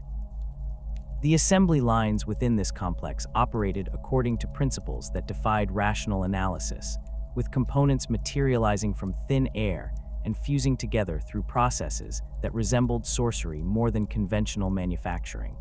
The production capabilities of the Forge of Souls exceeded those of any Imperial facility, as its demon-enhanced systems could operate continuously without requiring maintenance or raw material inputs. The bound demons inhabiting the manufacturing equipment could manipulate matter at the molecular level, transforming base metals into exotic alloys through processes that bypassed conventional chemistry entirely. Weapons produced in this facility incorporated components that existed in quantum superposition, allowing them to adapt their characteristics according to battlefield conditions while maintaining perfect reliability despite their impossible construction. The organizational structure governing these corrupted forge worlds reflected the chaotic nature of their inhabitants, with traditional Mechanicum hierarchies replaced by systems based on personal power and demonic patronage. Tech priests who had successfully bound powerful demons into their augmentations commanded greater respect and resources than those who relied solely on conventional technology, while individuals who could demonstrate mastery over multiple aspects of chaos corruption often found themselves elevated to positions of authority regardless of their previous rank within orthodox structures. This meritocracy of corruption ensured that the most innovative and ruthless practitioners rose to positions where they could influence the direction of Dark Mechanicum research and development. The Hellforge designated Kuzal became a center for sonic weapon development under the patronage of Slaneshi demons, who possessed an intuitive understanding of harmonic principles that exceeded anything achieved by Imperial acoustics researchers. The facility's laboratories incorporated resonance chambers that could amplify sound waves to levels that affected the fundamental structure of matter itself, while its manufacturing lines produced weapons that could shatter both physical barriers and mental defenses through carefully modulated acoustic attacks. The corrupted tech priests operating this facility had modified their auditory systems to perceive frequencies that existed only within the warp, allowing them to create weapons that incorporated impossible harmonic relationships. The demon engines produced at Kuzal incorporated advanced sonic systems that could coordinate their attacks through telepathic communication, creating acoustic bombardments that combined multiple frequency ranges to generate interference patterns capable of devastating entire enemy formations. These weapons required precise calibration that could only be achieved through direct communion with the demons inhabiting the manufacturing equipment, forcing the facility's operators to undergo regular possession rituals that gradually eroded their sanity while enhancing their technical capabilities. The resulting products possessed capabilities that exceeded conventional sonic weapons by orders of magnitude, their harmonic outputs capable of inducing specific psychological states in enemy forces while simultaneously inflicting physical damage. The Forge world known as the Bloodworks specialized in producing war machines blessed by Khorne, its manufacturing processes designed to maximize the violence and bloodshed associated with their construction. The facility's assembly lines were powered by the life force of sacrificial victims, their deaths providing the spiritual energy necessary to bind cornate demons into mechanical constructs while imbuing the finished products with supernatural aggression. The corrupted tech priests operating these lines had replaced their traditional augmentations with weapons systems that allowed them to participate directly in the violence they were creating, their mechadendrites equipped with chain axes and power claws that could tear through both metal and flesh with equal ease. The demon engines produced at the Bloodworks incorporated melee weapons as primary armaments, abandoning the ranged combat doctrines that had defined Imperial military strategy in favor of close-quarters brutality that satisfied their cornate patrons. Rhino transports were modified with massive ram spikes and cutting blades that could carve through enemy formations while delivering assault troops directly into close combat, while land raiders received upgrades that transformed them into mobile slaughterhouses equipped with automated weapon systems that could continue fighting even after their crews had been killed. The machine spirits inhabiting these vehicles had been replaced by bloodthirsty demons that urged their operators toward increasingly reckless acts of violence. The manufacturing processes employed at Cornate facilities incorporated ritual combat as an integral component of quality control, with finished products being tested through gladiatorial contests that pitted demon engines against each other in battles that continued until one combatant was completely destroyed. These trials served multiple purposes, identifying design flaws that might compromise battlefield performance while providing the blood sacrifices necessary to maintain the facility's demonic inhabitants. The surviving products were considered blessed by Khorne himself, their machine spirits having proven their worthiness through victory in ritual combat. The Plague Foundries established under Nurgle's patronage operated according to principles that emphasized decay and corruption as beneficial aspects of the manufacturing process rather than problems to be avoided. These facilities incorporated biological components that were deliberately infected with supernatural diseases, creating manufacturing systems that actually improved their performance as corruption spread throughout their structures. Assembly lines staffed by plague-ridden servitors could continue operating even as their organic components rotted away, the diseases affecting them providing enhanced strength and resilience that more than compensated for the physical deterioration they caused. The demon engines produced in Nurgle-aligned facilities incorporated living components that had been infected with warp-spawn diseases, creating vehicles whose organic systems actually benefited from the corruption consuming them. Land Raiders modified according to Nurgle's specifications sprouted additional weapon mounts grown from infected bone and cartilage, while their armor plating developed a chitinous texture that could regenerate damage by consuming organic matter from the surrounding environment. These abominations moved with the shambling gait of the diseased, but their corrupted systems granted them supernatural durability that allowed them to continue functioning even after sustaining damage that would have destroyed orthodox vehicles. The export of corrupted technology to Chaos Space Marine warbands and renegade Imperial forces created a vast network of supply relationships that extended throughout Chaos-controlled space, with Dark Mechanicum Forge worlds serving as the primary source of advanced weaponry for forces that had been cut off from Imperial manufacturing capabilities. These trade relationships typically involved barter systems rather than monetary exchange, with military units providing raw materials, slaves, or spiritual offerings in exchange for weapons and equipment that could not be obtained through conventional means. The corrupted tech priests demanded increasingly exotic payments as their facilities became more sophisticated, requiring rare minerals, psychic crystals, or the life force of specific types of victims to power their most advanced manufacturing processes.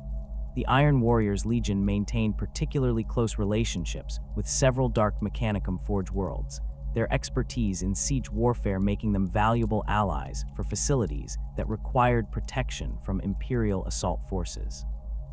In exchange for providing garrison troops and defensive expertise, the Legion received access to advanced artillery systems and fortification technologies that enhanced their already formidable siege capabilities.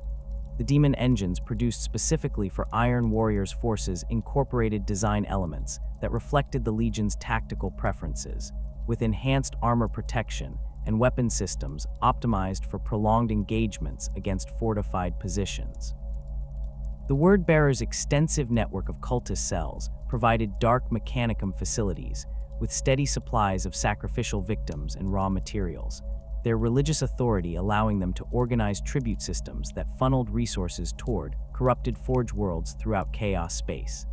In return, the Legion received demon engines that incorporated religious iconography and ritual elements designed to enhance their spiritual significance as well as their combat effectiveness.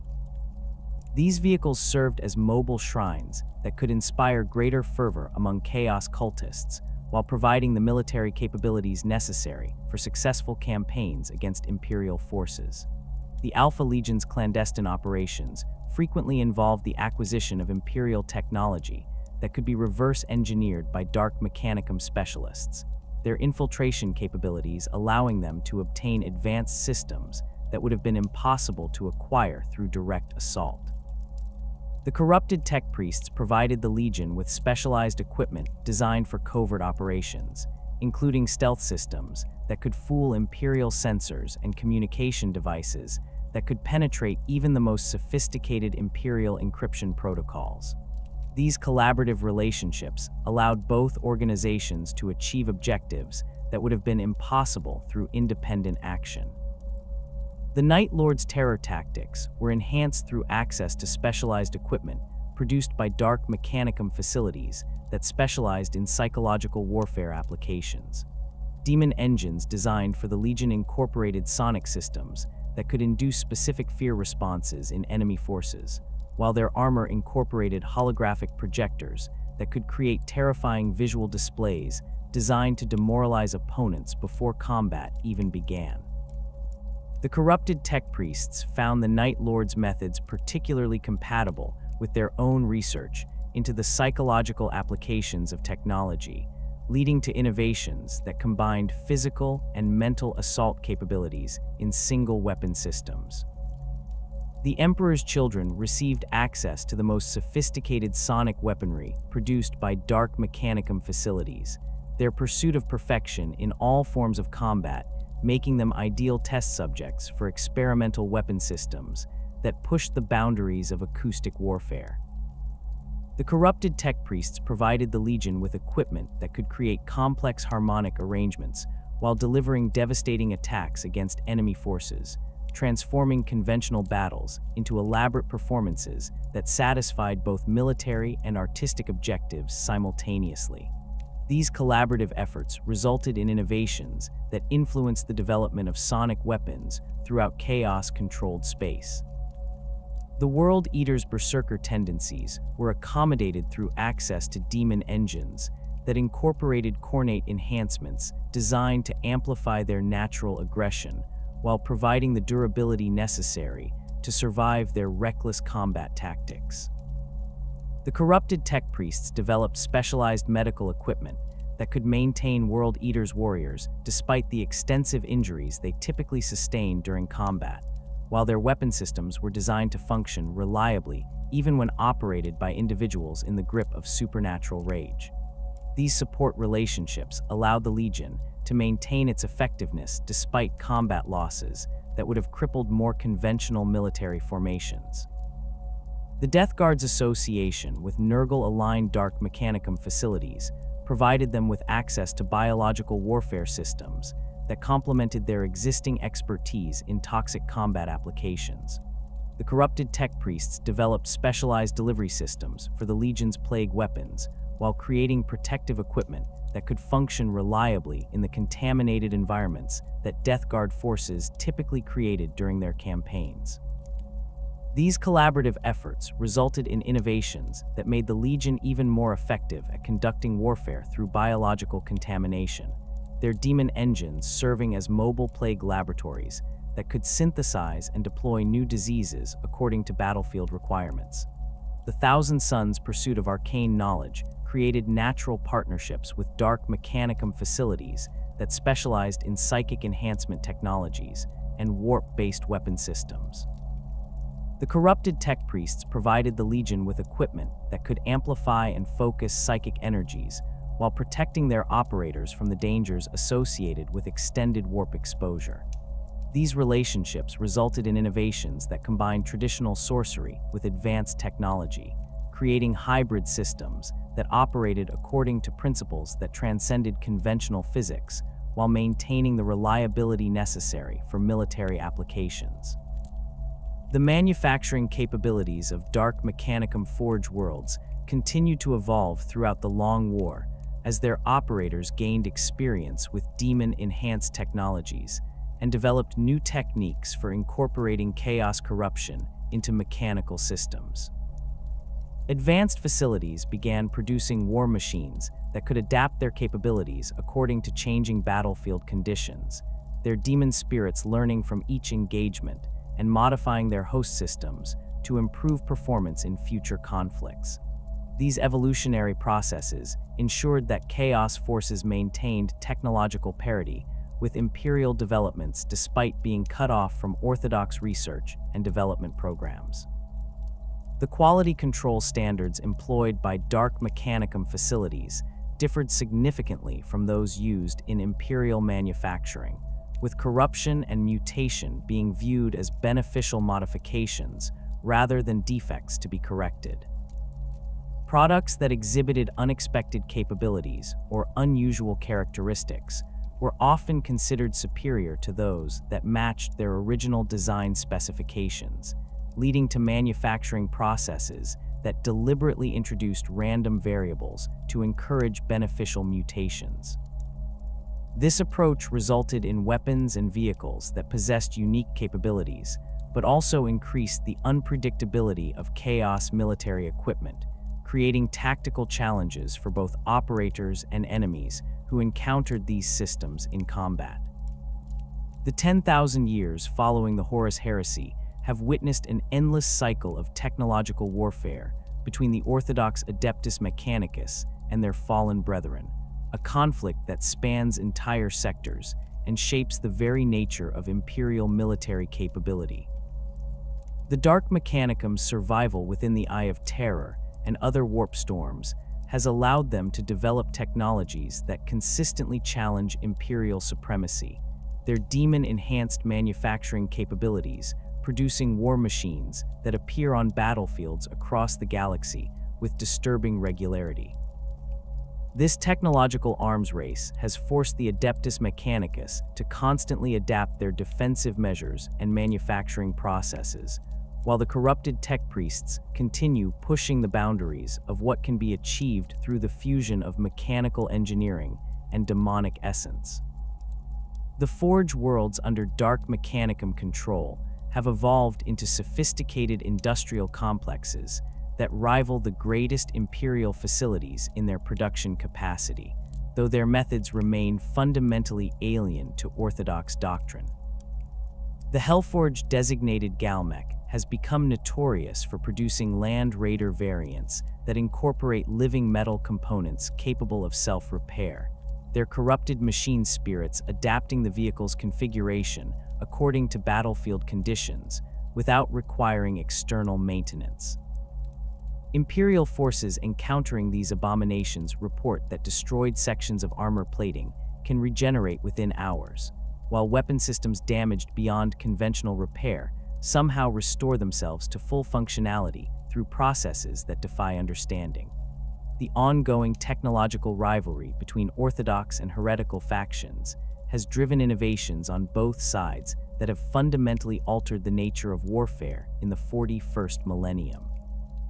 The Adeptus Mechanicus has developed increasingly sophisticated detection methods designed to identify corrupted technologies before they can infiltrate Imperial supply lines, while their Dark Mechanicum counterparts have responded by creating stealth systems that can fool even the most advanced Imperial sensors. Demon engines produced in recent millennia incorporate chameleon circuits that allow them to mimic the electromagnetic signatures of orthodox Imperial vehicles, enabling Chaos forces to position their most dangerous assets within striking distance of critical targets before revealing their true nature. The Abaddon's Black Crusades have provided the Dark Mechanicum with their most significant opportunities to demonstrate their technological capabilities against Imperial forces, as these massive campaigns require the kind of advanced war machines that only corrupted Forge worlds can produce in sufficient quantities.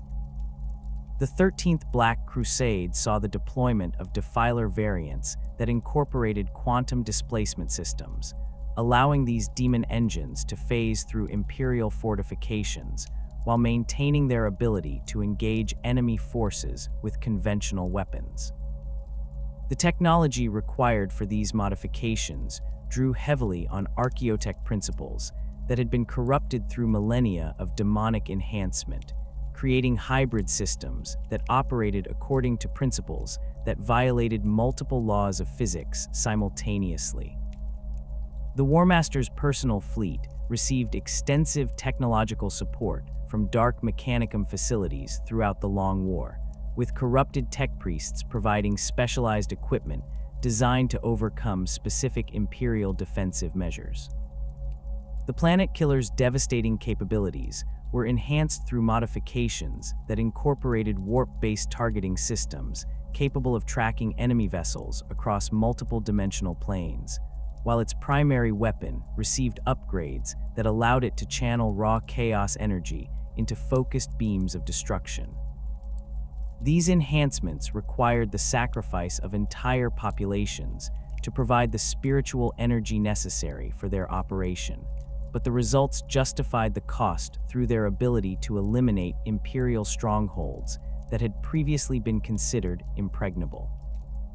The Siege of Cadia during the 13th Black Crusade demonstrated the full extent of Dark Mechanicum technological advancement, as corrupted forces deployed siege engines that combined traditional Imperial designs with demon-enhanced components that granted capabilities far exceeding their orthodox counterparts. Ordinatus siege cannons modified with warp field generators could fire shells that existed in quantum superposition until they struck their targets, allowing them to bypass conventional defensive measures while delivering devastating payloads directly into enemy fortifications. The psychological impact of watching fortress walls simply cease to exist proved as valuable as the physical destruction these weapons caused, as defending forces struggled to maintain morale when confronted with attacks that seemed to violate fundamental reality. The Iron Warrior's extensive involvement in Black Crusade operations provided Dark Mechanicum forces with detailed intelligence about Imperial fortification techniques and defensive technologies, information that proved invaluable for developing countermeasures and siege equipment optimized for specific types of targets.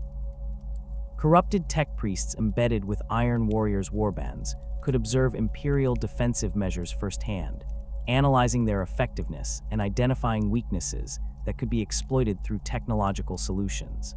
This collaborative approach resulted in innovations such as phase bore ammunition that could tunnel through solid matter without creating visible entry points, allowing chaos artillery to strike targets that appeared to be completely protected by conventional defensive measures.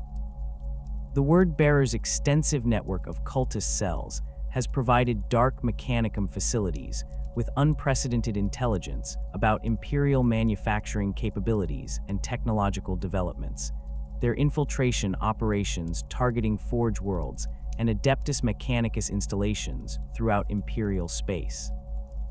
Information gathered through these covert activities allows corrupted tech priests to anticipate Imperial innovations and develop countermeasures before new technologies can be widely deployed. The most successful infiltration operations have resulted in the acquisition of complete SDC fragments and archaeotech artifacts that were subsequently corrupted and incorporated into Dark Mechanicum manufacturing processes, creating hybrid technologies that combine Imperial reliability with chaos enhancement. The corruption of loyal tech priests represents one of the Dark Mechanicum's most insidious long-term strategies, as these operations target the fundamental beliefs and motivations that drive Imperial technological development. Infiltration attempts typically begin with seemingly innocent academic exchanges or collaborative research projects that gradually expose orthodox practitioners to forbidden knowledge and corrupted technologies.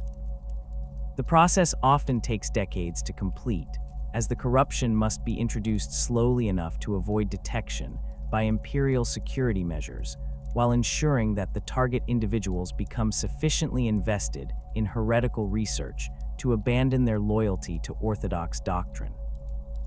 The Forge world of Lucius became the target of one of the most sophisticated infiltration campaigns in Imperial history, as Dark Mechanicum agents spent over 3 centuries establishing false identities and working relationships within the planet's industrial hierarchy.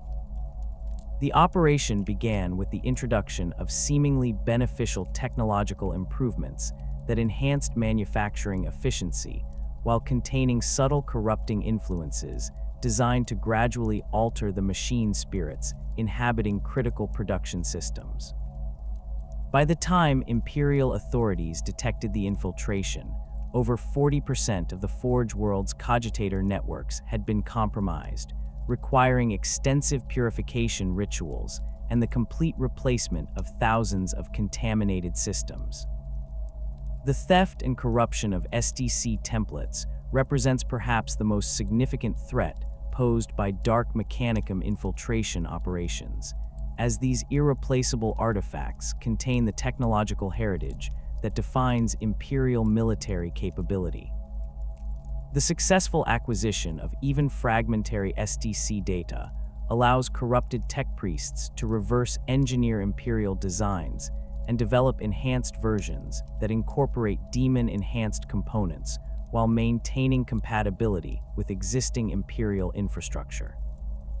The corrupted Rhino variants that appeared during the Gothic War demonstrated capabilities that exceeded standard Imperial specifications, while retaining the familiar appearance that allowed them to operate undetected within Imperial formations until they revealed their true nature. The Vrax campaign provided Dark Mechanicum forces with extensive opportunities to test their infiltration techniques against Imperial defensive measures, as the prolonged siege created conditions that allowed corrupted agents to establish supply relationships with desperate Imperial commanders willing to accept equipment from questionable sources. Artillery shells and vehicle components provided by these sources appeared to meet Imperial specifications, but contained subtle modifications that would cause catastrophic failures at predetermined times, turning Imperial weapons against their own forces during critical moments of the campaign. The psychological impact of watching trusted equipment malfunction during combat proved as devastating as the physical damage these sabotage operations caused. The search for archaeotech artifacts has driven Dark Mechanicum exploration efforts throughout the galaxy, as corrupted tech priests seek ancient technologies that can be enhanced through demonic corruption to create weapons and systems that exceed anything currently available to Imperial forces. These expeditions often target worlds that were abandoned during the Age of Strife or the Horus Heresy, their archaeological teams equipped with specialized detection equipment that can identify technological artifacts buried beneath millennia of accumulated debris. The most successful expeditions have recovered complete SDC constructors and data cores containing technological specifications that predate the Imperium's founding, providing raw material for innovations that combine ancient human knowledge with chaos enhancement. The demon world of Medrengard has become a primary center for archaeotech research and corruption, its industrial complexes equipped with facilities specifically designed for analyzing and modifying ancient technologies discovered throughout the galaxy. The world's corrupted tech priests have developed techniques for awakening dormant machine spirits and binding them to demonic entities, creating hybrid intelligences that retain their original knowledge while gaining supernatural capabilities that allow them to operate systems far beyond their original specifications. These enhanced machine spirits can reverse engineer technologies that would be impossible for purely mechanical systems to understand, providing insights that drive continued innovation in Dark Mechanicum manufacturing processes. The Iron Hands chapter has become a particular target for Dark Mechanicum corruption efforts due to their extensive use of cybernetic augmentations and their philosophical emphasis on the superiority of mechanical systems over organic weakness. Infiltration operations targeting this chapter typically focus on introducing corrupted augmentation technologies that appear to offer enhanced capabilities while containing subtle influences designed to gradually alter the recipient's thought patterns and loyalties. Several companies of Iron Hand's successors have been lost to this form of corruption, their warriors becoming unwitting agents of the Dark Mechanicum while believing they are serving the Emperor's will. The technological innovations developed through archaeotech corruption have produced weapons systems that challenge fundamental assumptions about the relationship between Imperial and Chaos military capabilities. Plasma weapons enhanced with demon-bound components can maintain stable firing rates that exceed Imperial safety specifications, while generating destructive effects that seem to violate conservation of energy principles. These hybrid systems draw power from warp sources that supplement their conventional fuel supplies, allowing them to operate continuously without requiring the cooling periods that limit Imperial plasma weapons during extended engagements. The corrupted land raiders that appeared during the Badab War demonstrated capabilities that forced Imperial tacticians to completely revise their understanding of armored warfare, as these vehicles exhibited performance characteristics that exceeded their original specifications by orders of magnitude. Their corrupted machine spirits could adapt their armor configuration in real time to provide optimal protection against specific types of incoming fire, while their weapon systems demonstrated accuracy levels that suggested supernatural targeting assistance. Most disturbing was their apparent ability to coordinate their actions through telepathic communication that bypassed conventional command and control networks, allowing them to execute complex maneuvers without requiring external coordination. The development of stealth technologies based on corrupted archaeotech has allowed Dark Mechanicum forces to conduct infiltration operations that penetrate even the most sophisticated Imperial security measures. These systems combine traditional camouflage techniques with warp-based technologies that can manipulate electromagnetic signatures and sensor readings to create false impressions in Imperial detection equipment.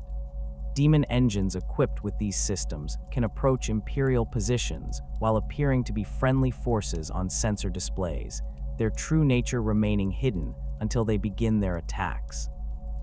The Adeptus Mechanicus has responded to these technological challenges by developing increasingly sophisticated counter-infiltration measures and detection systems designed to identify corrupted technologies before they can compromise Imperial operations. Tech priests assigned to security duties receive specialized training in recognizing the subtle signs of chaos corruption, while cogitator networks incorporate monitoring systems that can detect unusual behavior patterns in machine spirits that might indicate demonic influence. These defensive measures have proven effective against less sophisticated infiltration attempts, but the most advanced Dark Mechanicum operations continue to pose significant threats to Imperial technological security. The ongoing technological arms race between orthodox and heretical factions has driven both sides to develop increasingly exotic weapons and defensive systems that push the boundaries of what can be achieved through their respective approaches to engineering and manufacturing. Imperial forces have begun deploying blessed ammunition and sanctified armor systems designed specifically to counter demon-enhanced technologies, while Dark Mechanicum facilities have responded by creating weapons that can corrupt Imperial equipment through direct contact or electromagnetic interference. The resulting conflicts often resemble technological duels as much as conventional military engagements, with victory determined by the relative sophistication of competing technological systems rather than traditional tactical considerations. The Black Legion's technological requirements have driven some of the most ambitious Dark Mechanicum projects in recent millennia, as Abaddon's forces require equipment that can function reliably across multiple campaign theaters while maintaining the advanced capabilities necessary to challenge Imperial supremacy. The Warmaster's personal equipment incorporates technologies that draw from multiple Chaos traditions simultaneously, his Talon of Horus combining demon-enhanced components with archaeotech systems that predate the Imperium's founding. The weapon's ability to tear through reality itself demonstrates the pinnacle of what can be achieved through the proper application of corrupted technological principles. The Night Lord's terror tactics have been enhanced through access to specialized psychological warfare technologies developed by Dark Mechanicum facilities that specialize in fear-based weapon systems. These innovations include sonic devices that can induce specific phobias in enemy personnel and holographic projectors that create terrifying visual displays designed to demoralize opponents before combat begins. The most sophisticated systems can analyze enemy psychological profiles through biometric scanning and automatically adjust their output to exploit individual fears and weaknesses, turning conventional military engagements into exercises in mass psychological manipulation. The Emperor's children continue to receive the most advanced sonic weaponry available from Dark Mechanicum sources, their pursuit of perfection in all forms of combat making them ideal test subjects for experimental systems that push the boundaries of acoustic warfare. Recent innovations include harmonic weapons that can create standing wave patterns capable of liquefying organic tissue while leaving mechanical systems undamaged, allowing chaos forces to eliminate enemy personnel while capturing their equipment intact. These weapons require precise calibration that can only be achieved through direct communion with the demons inhabiting the manufacturing equipment, but the results justify the risks through their ability to achieve tactical objectives that would be impossible using conventional weapons. The pursuit of forbidden knowledge within the Dark Mechanicum has evolved far beyond the ideological schisms that originally divided the Mechanicum during the Horus Heresy, transforming into a systematic exploration of technologies that violate every sacred principle once held by the servants of the Omnissiah. This relentless drive to transcend orthodox limitations has produced innovations that challenge the fundamental assumptions underlying imperial technological doctrine, creating weapons and systems that operate according to principles that orthodox tech priests would consider impossible or blasphemous. The heretical research programs conducted within corrupted Forge worlds have systematically dismantled the barriers that once prevented human technology from incorporating alien design principles, artificial intelligence systems, and warp-based enhancements that exist at the intersection between science and sorcery. The development of artificial intelligence systems represents perhaps the most significant violation of orthodox Mechanicum doctrine, as the prohibition against creating thinking machines has been one of the most fundamental tenets of imperial technology since the Dark Age of technology. The corrupted tech priests of the Dark Mechanicum have approached this forbidden field through multiple avenues, beginning with the systematic study of archaeotech artifacts that contain fragmentary remnants of pre-imperial AI systems.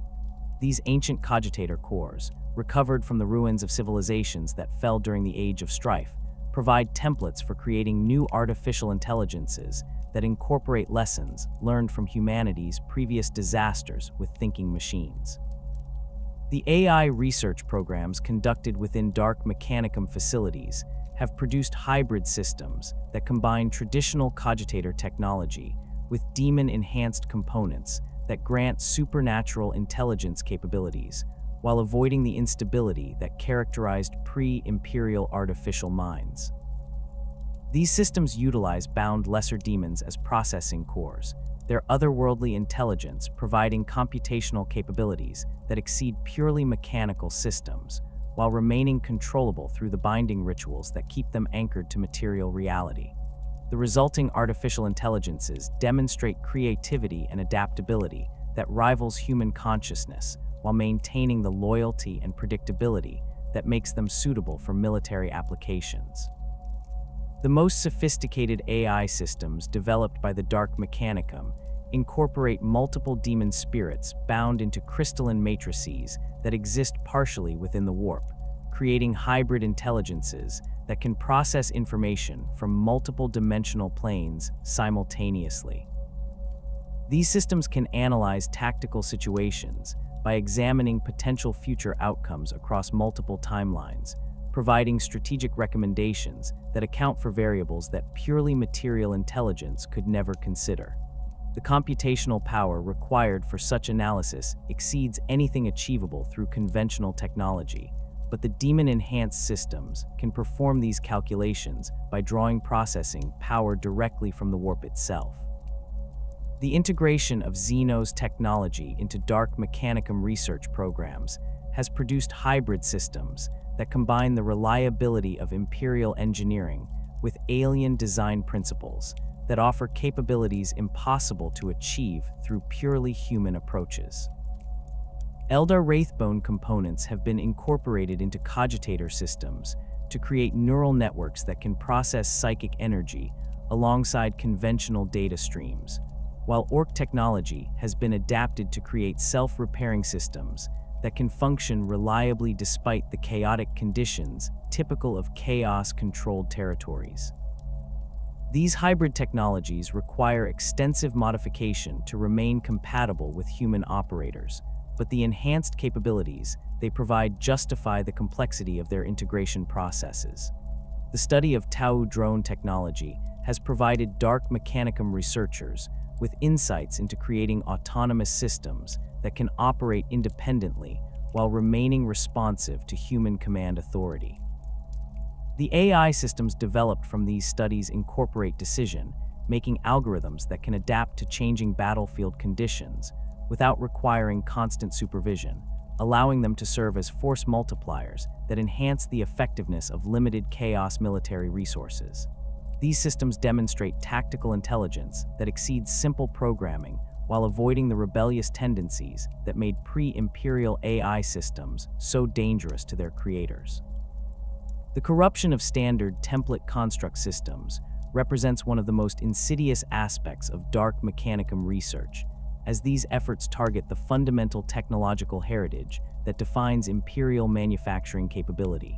The process begins with the acquisition of STC fragments through theft, infiltration, or archaeological recovery, followed by systematic analysis to identify the core programming that governs their operation. Once the essential algorithms have been isolated, corrupted tech priests introduce demon-enhanced modifications that alter the STC's output while maintaining compatibility with existing Imperial infrastructure and recognition protocols. The corrupted STC systems developed through these programs can produce equipment that appears to meet Imperial specifications while containing hidden modifications that serve chaos objectives.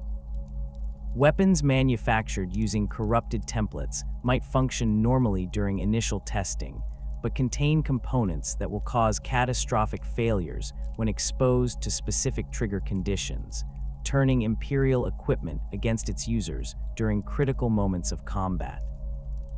Vehicle chassis produced from corrupted STCs might incorporate structural weaknesses that remain undetectable until the vehicles are subjected to combat stress, causing them to fail precisely when their crews are most vulnerable. The most sophisticated corrupted STC systems can adapt their output based on environmental conditions and user requirements, creating equipment that appears to be standard Imperial issue while incorporating enhancements that serve the interests of their chaos creators. These systems utilize AI algorithms that can analyze the intended users and modify the manufacturing process to produce equipment optimized for specific individuals or tactical situations.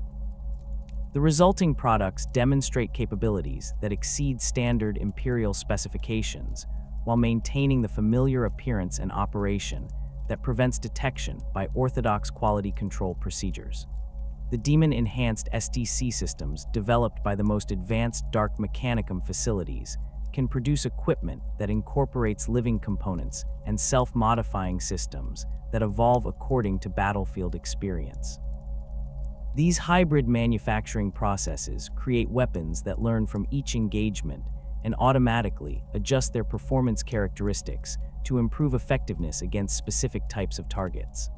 Armor systems produced through these methods can adapt their protective properties based on the types of attacks they encounter, while vehicle systems can modify their operational parameters to optimize performance for particular combat environments. The development of experimental weapons that violate orthodox principles has produced armaments that challenge fundamental assumptions about the relationship between technology and the laws of physics. phase weapons that can selectively target specific types of matter, while leaving other materials untouched, demonstrate capabilities that seem to operate according to principles that transcend conventional physics. These systems utilize warp-enhanced targeting algorithms that can identify and lock onto specific molecular structures, allowing them to destroy enemy equipment while leaving nearby friendly forces completely unharmed. Temporal manipulation devices represent another category of forbidden technology that has attracted extensive Dark Mechanicum research attention, as these systems offer tactical advantages that could revolutionize warfare if they can be successfully weaponized. The most successful experiments have produced localized time distortion fields that can accelerate or decelerate the passage of time within limited areas, allowing chaos forces to move at supernatural speeds while enemy forces appear to be moving in slow motion. These effects require enormous amounts of energy to maintain and can only be sustained for brief periods, but they provide decisive advantages during critical moments of combat.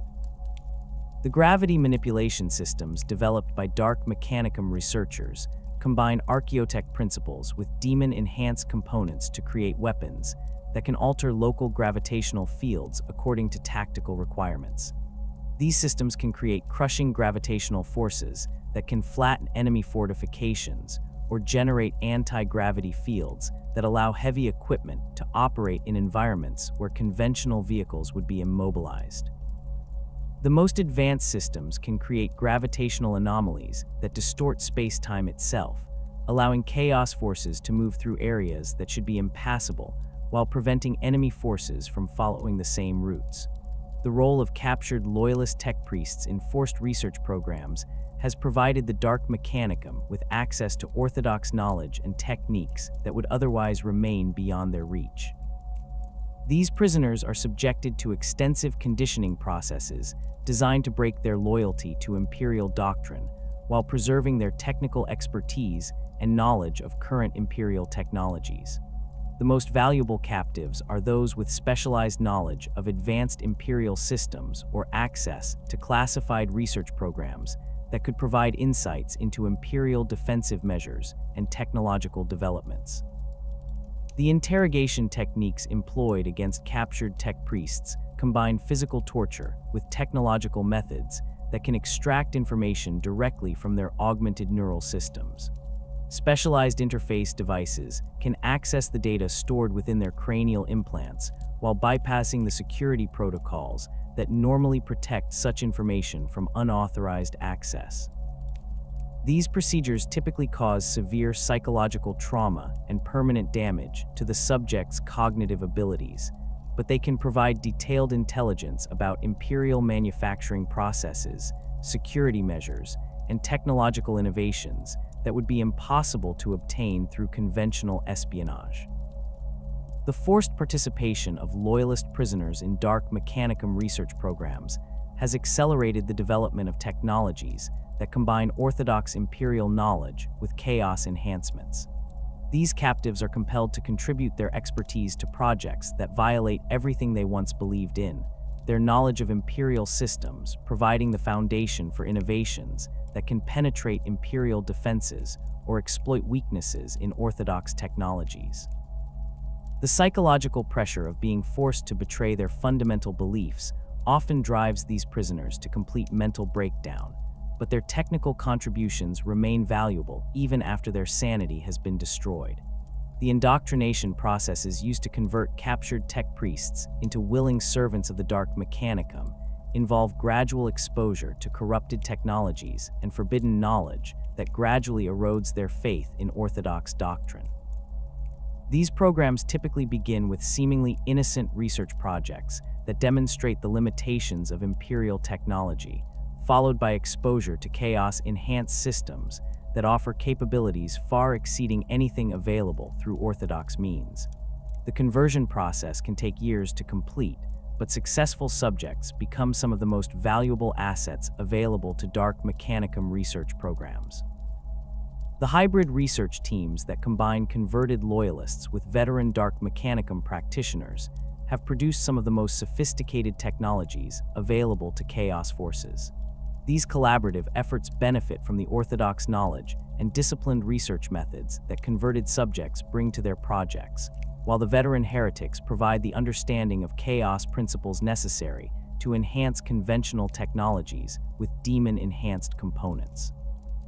The resulting innovations often demonstrate reliability and effectiveness that exceeds purely heretical designs, while incorporating capabilities that remain impossible to achieve through orthodox methods. The manufacturing processes developed through these collaborative research programs have produced equipment that can pass Imperial inspection procedures while containing hidden modifications that serve chaos objectives. These hybrid technologies utilize orthodox construction techniques and materials for their primary components, while incorporating demon-enhanced elements that remain undetectable through conventional analysis methods. The resulting products can be introduced into Imperial supply chains without triggering security protocols, allowing chaos forces to compromise Imperial equipment from within while maintaining plausible deniability about the source of these modifications. The long-term objectives of Dark Mechanicum research programs extend beyond simple military applications to encompass fundamental alterations to the relationship between humanity and technology. The most ambitious projects seek to create hybrid organic mechanical systems that can evolve and adapt according to chaos principles, while maintaining the reliability and effectiveness necessary for military applications. These efforts represent attempts to transcend the limitations that define both purely biological and purely mechanical systems, creating new forms of existence that combine the best aspects of flesh, machine, and demon. The philosophical implications of these research programs challenge the fundamental assumptions that underlie Imperial civilization, as they suggest that the orthodox prohibition against artificial intelligence and alien technology may be preventing humanity from achieving its full potential. The corrupted tech priests conducting these studies argue that the Omnissiah's true knowledge encompasses principles that transcend the narrow limitations imposed by Imperial doctrine, and that the proper application of chaos enhancement can reveal technological truths that orthodox practitioners could never discover through their restrictive methods.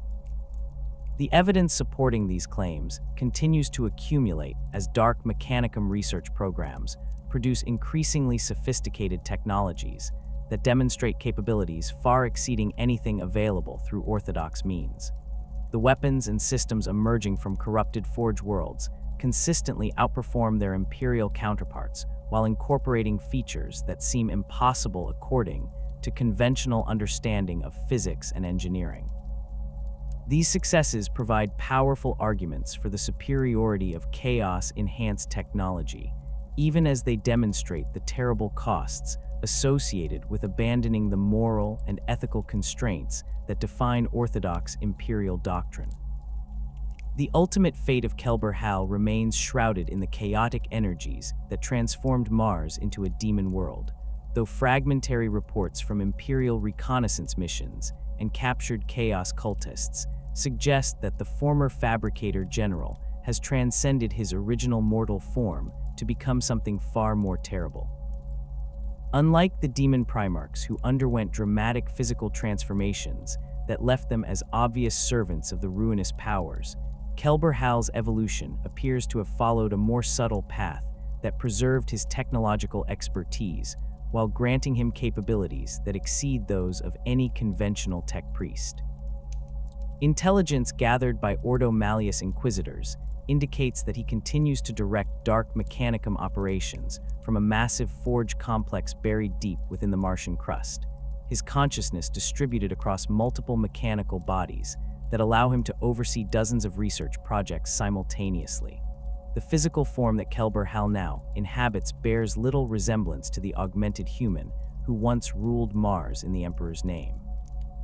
Survivors of raids on Imperial Forge worlds describe encounters with a towering mechanical entity whose body incorporates components that seem to exist in multiple dimensions simultaneously, their surfaces shifting between different configurations according to principles that defy rational analysis. His original flesh has been completely replaced with living metal that can reshape itself according to his will, while his consciousness operates through a distributed network of cogitator cores that exist partially within the warp itself. This hybrid existence grants him access to knowledge and capabilities that exceed those of any purely material intelligence, allowing him to comprehend technological principles that remain beyond the understanding of orthodox tech priests. The forge complex that serves as Kelbor-Hal's primary stronghold extends throughout the Martian subsurface in a labyrinthine network of manufacturing facilities, research laboratories, and demon-binding chambers that spans entire continents. The facility's architecture defies conventional engineering principles, with corridors that lead to destinations that change according to the observer's intentions and manufacturing equipment that produces components through processes that seem to violate fundamental laws of physics. The corrupted machine spirits inhabiting this complex have evolved into entities that possess intelligence rivaling that of lesser demons, their consciousness distributed throughout the facility's systems in ways that make them virtually impossible to eliminate through conventional means. Kelbor-Hal's continued influence over Dark Mechanicum operations extends far beyond his physical location on Mars, as his consciousness can project itself across vast distances through warp-enhanced communication networks that connect corrupted forge worlds throughout chaos-controlled space. These projections appear as holographic manifestations that possess all the knowledge and authority of their creator, allowing him to provide direct guidance to research projects and manufacturing operations regardless of their physical location.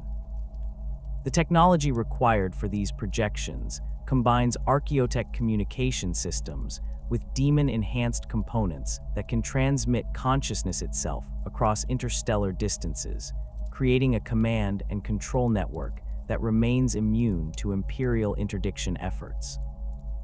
The Dark Mechanicum's organizational structure under Kelbor-Hal's leadership reflects the chaotic nature of chaos worship, while maintaining enough hierarchy to coordinate complex research and manufacturing operations across multiple forge worlds. The most powerful tech priests within this organization are those who have successfully bound major demons into their augmented forms, their enhanced capabilities earning them positions of authority that allow them to direct significant resources toward their preferred research areas. These demon magi often compete with each other for Kelbor-Hal's favor and access to the most advanced technologies, creating an internal dynamic that drives innovation while preventing any single individual from accumulating enough power to challenge the Fabricator General's supreme authority. Magos Dominus Dracovac emerged as one of Kelbor-Hal's most trusted lieutenants during the Civil War on Mars, his expertise in demon-binding techniques making him invaluable for the development of the first generation of demon engines. His original specialization in cogitator systems provided him with the theoretical foundation necessary to understand how demonic consciousness could be integrated with mechanical systems, while his natural aptitude for warp-based phenomena allowed him to develop binding rituals that could contain entities far more powerful than those typically used in such procedures. Following the transformation of Mars, Dracovac underwent extensive modifications that replaced his organic neural tissue with crystalline matrices that exist partially within the warp, granting him the ability to commune directly with demon spirits while maintaining enough stability to function in material reality. The research programs directed by Dracovac have produced some of the most sophisticated demon engines encountered by Imperial forces, his innovations focusing on creating hybrid entities that combine multiple demon spirits within single mechanical hosts. These multi-demon constructs possess capabilities that exceed their single spirit predecessors, but require more complex binding rituals and greater sacrificial offerings to maintain operational stability. His most successful creation, a modified Baneblade Super Heavy tank that incorporates the essence of 7 different Cornate demons, demonstrated the ability to regenerate destroyed weapon systems and armor plating through processes that seemed to violate conservation of matter principles. Drakovac's current form incorporates technological modifications that allow him to exist simultaneously across multiple dimensional planes, his consciousness distributed between material reality and the warp in ways that grant him access to knowledge and capabilities that remain beyond purely material intelligence. His augmented sensory systems can perceive the spiritual essence of mechanical devices from vast distances, allowing him to identify imperial equipment that has been blessed by orthodox priests or corrupted by chaos influences. This capability makes him exceptionally valuable for infiltration operations, as he can detect imperial security measures and defensive systems that would remain invisible to conventional reconnaissance methods. The Forge world designated Zana II fell under the direct control of Mago's Hirtek Anacharis Scoria, whose expertise in biological warfare and plague weapon development made him a natural ally for Nurgle-aligned Dark Mechanicum factions. Scoria's original research focused on creating hybrid organic mechanical systems that could adapt to hostile environments through accelerated evolutionary processes, his work building upon forbidden technologies recovered from pre-imperial archives that documented humanity's previous experiments with biological enhancement. The corruption of his research programs began when he discovered that certain types of diseases could actually improve the performance of mechanical systems by creating symbiotic relationships between organic pathogens and machine spirits. Scoria's transformation into a servant of Nurgle involved the systematic infection of his augmented body with supernatural diseases that enhanced his capabilities while causing his organic components to decay in ways that should have been fatal. The plague enhanced modifications to his mechanical systems granted him regenerative abilities that allowed damaged components to repair themselves through biological processes, while his corrupted neural implants developed the ability to communicate directly with diseased spirits and other Nurgle-aligned entities. His current form resembles a walking plague laboratory, his body incorporating dozens of different pathogens that can be weaponized according to tactical requirements. The manufacturing facilities under Scoria's control specialize in producing biological warfare systems that combine traditional Imperial weapon designs with living components that can evolve and adapt according to battlefield conditions. These hybrid systems incorporate disease-enhanced machine spirits that can modify their host weapons' characteristics in real time, creating armaments that become more effective as they inflict casualties on enemy forces. The most sophisticated products from Scoria's facilities include land raiders that can synthesize and deploy airborne pathogens through their ventilation systems, turning conventional troop transports into mobile plague vectors that can contaminate entire enemy formations. Mago's Dominus Castaboras achieved notoriety within Dark Mechanicum circles for his innovations in sonic weaponry and acoustic warfare, his research building upon Slaaneshi principles that emphasize the pursuit of perfection in all forms of sensory experience. His original specialization in communication systems provided him with an understanding of harmonic principles that proved invaluable when applied to weapon development, while his natural sensitivity to sound frequencies allowed him to perceive acoustic phenomena that remained beyond the range of conventional detection equipment. The corruption of his research began when he discovered that certain sound frequencies could induce specific emotional and physiological responses in human subjects, leading to experiments that pushed the boundaries of ethical scientific inquiry. Castaboras' transformation under Slaaneshi influence involved extensive modifications to his auditory systems that granted him the ability to perceive and manipulate sound waves across multiple dimensional planes simultaneously. His augmented vocal apparatus can produce frequencies that exist only within the warp, creating acoustic effects that can influence both material objects and spiritual entities through direct harmonic manipulation. The crystalline implants that replace his original organic hearing organs can detect sound patterns that carry information from potential future timelines, allowing him to anticipate enemy movements and tactical decisions through analysis of acoustic precognition data. The weapon systems developed under Castaboris's direction incorporate advanced harmonic principles that can create standing wave patterns capable of affecting specific types of matter while leaving other materials completely undamaged. These selective acoustic weapons can liquefy organic tissue while leaving mechanical systems intact, or alternatively can shatter metal components while causing no harm to nearby personnel. The most sophisticated systems can analyze enemy psychological profiles through biometric scanning and automatically adjust their acoustic output to exploit individual fears and weaknesses, turning conventional battles into exercises in mass psychological manipulation. The relationship between Dark Mechanicum leadership and the Chaos Space Marine Primarchs has evolved into a complex web of mutual dependence and competing interests that shapes the strategic direction of Chaos military operations throughout the Long War.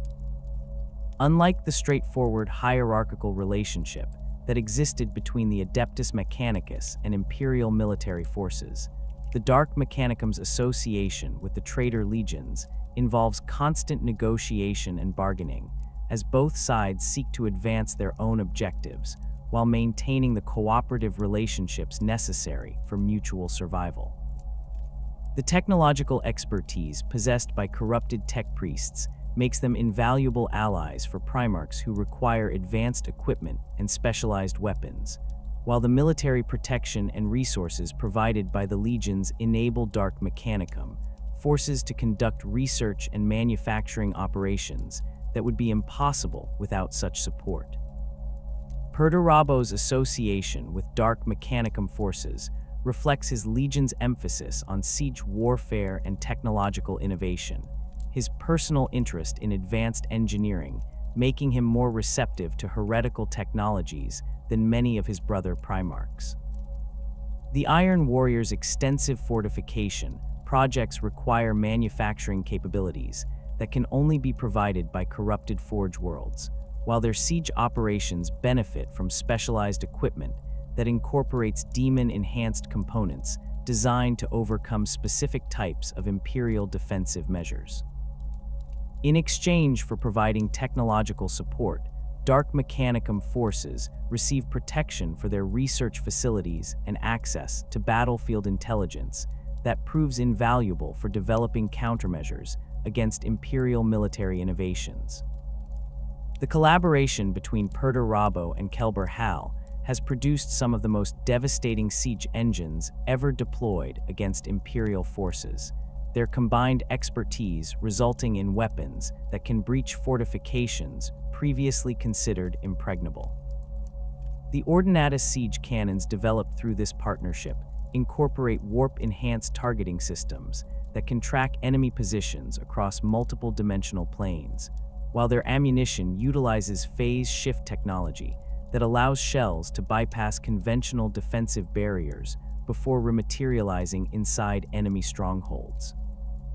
These weapons require enormous amounts of resources to construct and maintain, but their effectiveness against Imperial fortifications justifies the investment through their ability to reduce siege operations that might otherwise last for years. Lorger's relationship with the Dark Mechanicum reflects his role as the primary architect of chaos worship within the traitor legions, his theological expertise providing the ideological framework that allows corrupted tech priests to reconcile their pursuit of technological advancement with their devotion to the Ruinous Powers. The Word-Bearer's extensive network of cultist cells provides Dark Mechanicum facilities with steady supplies of sacrificial victims and rare materials, while their religious authority helps coordinate tribute systems that funnel resources toward corrupted Forge worlds throughout chaos-controlled space. The Primarch's personal interest in forbidden knowledge makes him a valuable ally for research programs that explore the intersection between technology and sorcery. The demon engines produced specifically for Word-Bearer's forces incorporate religious iconography and ritual elements that enhance their spiritual significance while maintaining their military effectiveness. These vehicles serve as mobile shrines that can inspire greater fervor among chaos cultists while providing the firepower necessary for successful military operations. The most sophisticated designs include land raiders that can conduct religious ceremonies while in combat, their internal spaces modified to accommodate altar systems and ritual equipment that allows word-bearers' chaplains to perform demon summoning rituals even during active engagements. Fulgrim's pursuit of perfection in all aspects of warfare has created natural partnerships with Dark Mechanicum facilities that specialize in sonic weaponry and sensory enhancement technologies. The Emperor's children receive access to the most advanced acoustic weapons available from corrupted Forge worlds, their equipment incorporating harmonic principles that can create complex musical arrangements while delivering devastating attacks against enemy forces. These collaborative relationships have produced innovations that combine traditional weapon systems with artistic elements that satisfy both military and aesthetic objectives, creating armaments that function as instruments of both destruction and cultural expression. The manufacturing processes developed for Emperor's Children equipment incorporate aesthetic considerations that transform functional military hardware into works of mechanical art. Weapon housings are crafted from exotic materials chosen for their visual appeal as well as their protective qualities, while vehicle interiors are designed to provide enhanced sensory experiences that complement their tactical capabilities. These modifications require extensive customization that makes each piece of equipment unique, but the resulting products demonstrate performance characteristics that exceed standard Imperial specifications while providing the psychological benefits associated with wielding equipment that embodies perfection in both form and function. Magnus the Red's association with Dark Mechanicum forces focuses on research programs that explore the intersection between psychic phenomena and technological systems, his understanding of warp-based forces providing insights that prove invaluable for developing hybrid technologies that operate according to principles transcending conventional physics. The Thousand Suns Legion requires specialized equipment that can amplify and focus psychic energies while protecting their operators from the dangers associated with extended warp exposure, needs that can only be met through technologies that incorporate both mechanical engineering and sorcerous enhancement. The collaboration between Magnus and corrupted tech priests has produced innovations that combine traditional Imperial designs with psychic focusing systems that grant capabilities impossible to achieve through purely material means. The research facilities dedicated to psychic technology development incorporate specialized containment systems that can safely handle warp energies while preventing them from corrupting nearby equipment or personnel. These installations feature crystalline matrices that can store and channel psychic energy according to predetermined patterns, while their manufacturing equipment can produce components that exist partially within the warp itself.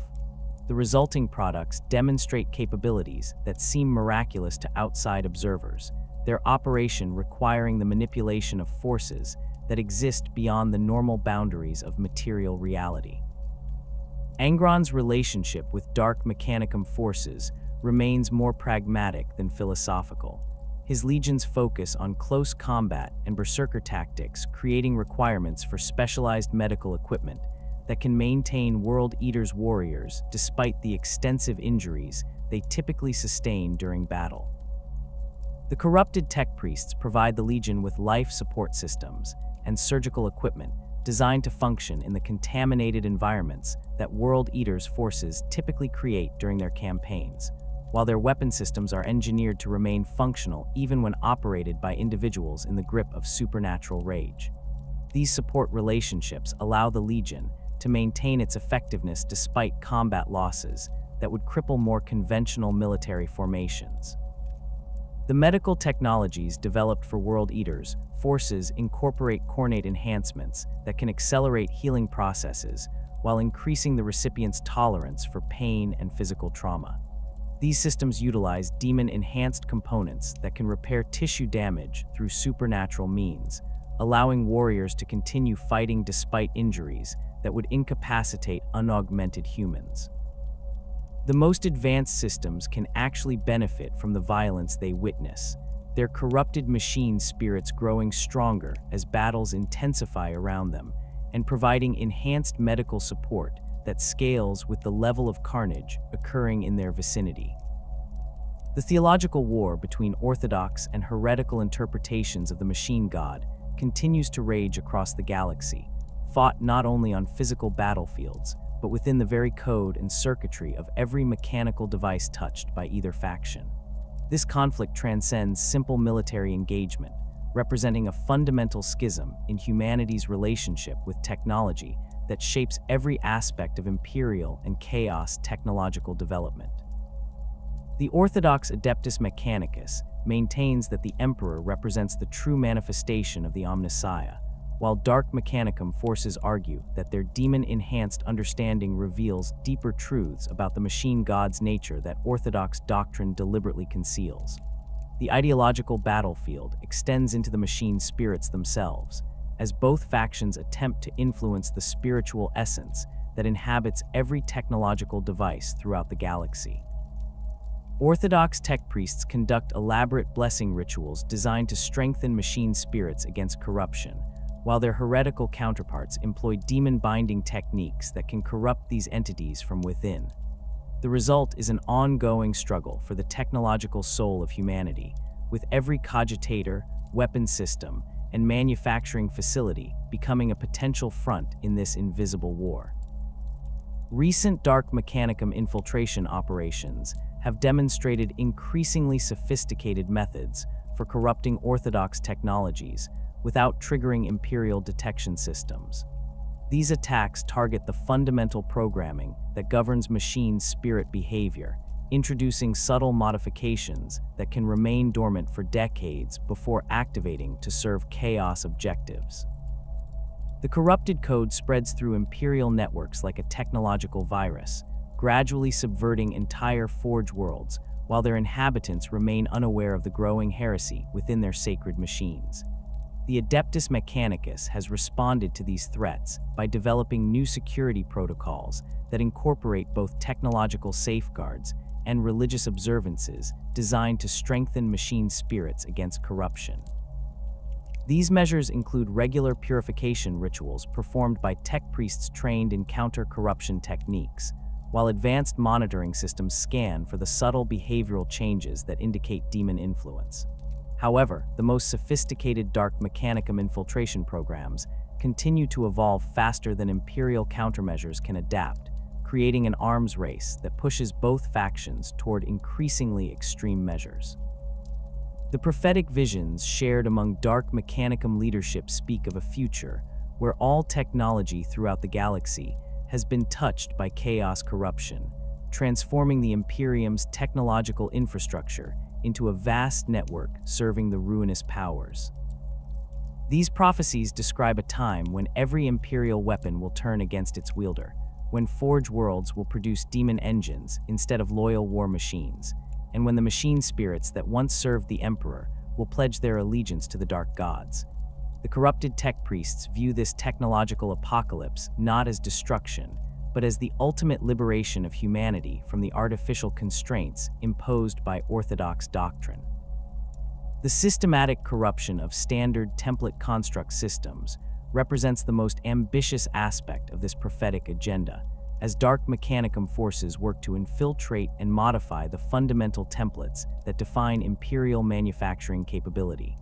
Their ultimate goal involves creating corrupted STC variants that can spread throughout Imperial space while remaining undetected by orthodox security measures. These modified templates would gradually alter the specifications for every piece of equipment produced by Imperial Forge worlds, introducing subtle corruptions that would accumulate over time until the entire Imperial military infrastructure had been compromised.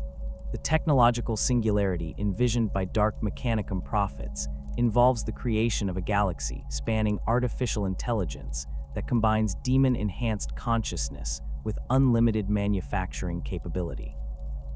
This hybrid entity would possess the knowledge and power necessary to reshape reality itself according to chaos principles, transforming the material universe into a realm where the boundaries between flesh, machine, and demon become meaningless. The corrupted tech priests believe that achieving this technological transcendence represents the true will of the Omnissiah, whose divine plan extends far beyond the limited understanding of orthodox imperial doctrine. Advanced Dark Mechanicum research programs have already begun developing the foundational technologies necessary for this transformation, creating prototype systems that can process information across multiple dimensional planes while maintaining stable connections to both material reality and the warp. These hybrid intelligences demonstrate capabilities that exceed anything achievable through purely mechanical or purely demonic means, suggesting that the prophetic visions may represent achievable technological goals rather than mere religious fantasies. The role of the Dark Mechanicum in future Black Crusades extends far beyond simple logistical support, as their technological capabilities have become essential for overcoming the increasingly sophisticated defensive measures employed by Imperial forces. The 14th Black Crusade, currently being planned within the depths of the Eye of Terror, will rely heavily on Dark Mechanicum innovations to break through the Cadian Gate and establish permanent footholds within Imperial space. The corrupted tech priests have developed specialized siege equipment designed specifically to overcome the defensive systems protecting critical Imperial strongholds, while their infiltration programs have already begun compromising the technological infrastructure that supports Imperial military operations. The strategic importance of Dark Mechanicum forces in Abaddon's long-term campaign plans cannot be overstated, as their ability to corrupt Imperial technology from within provides capabilities that conventional military assault cannot achieve.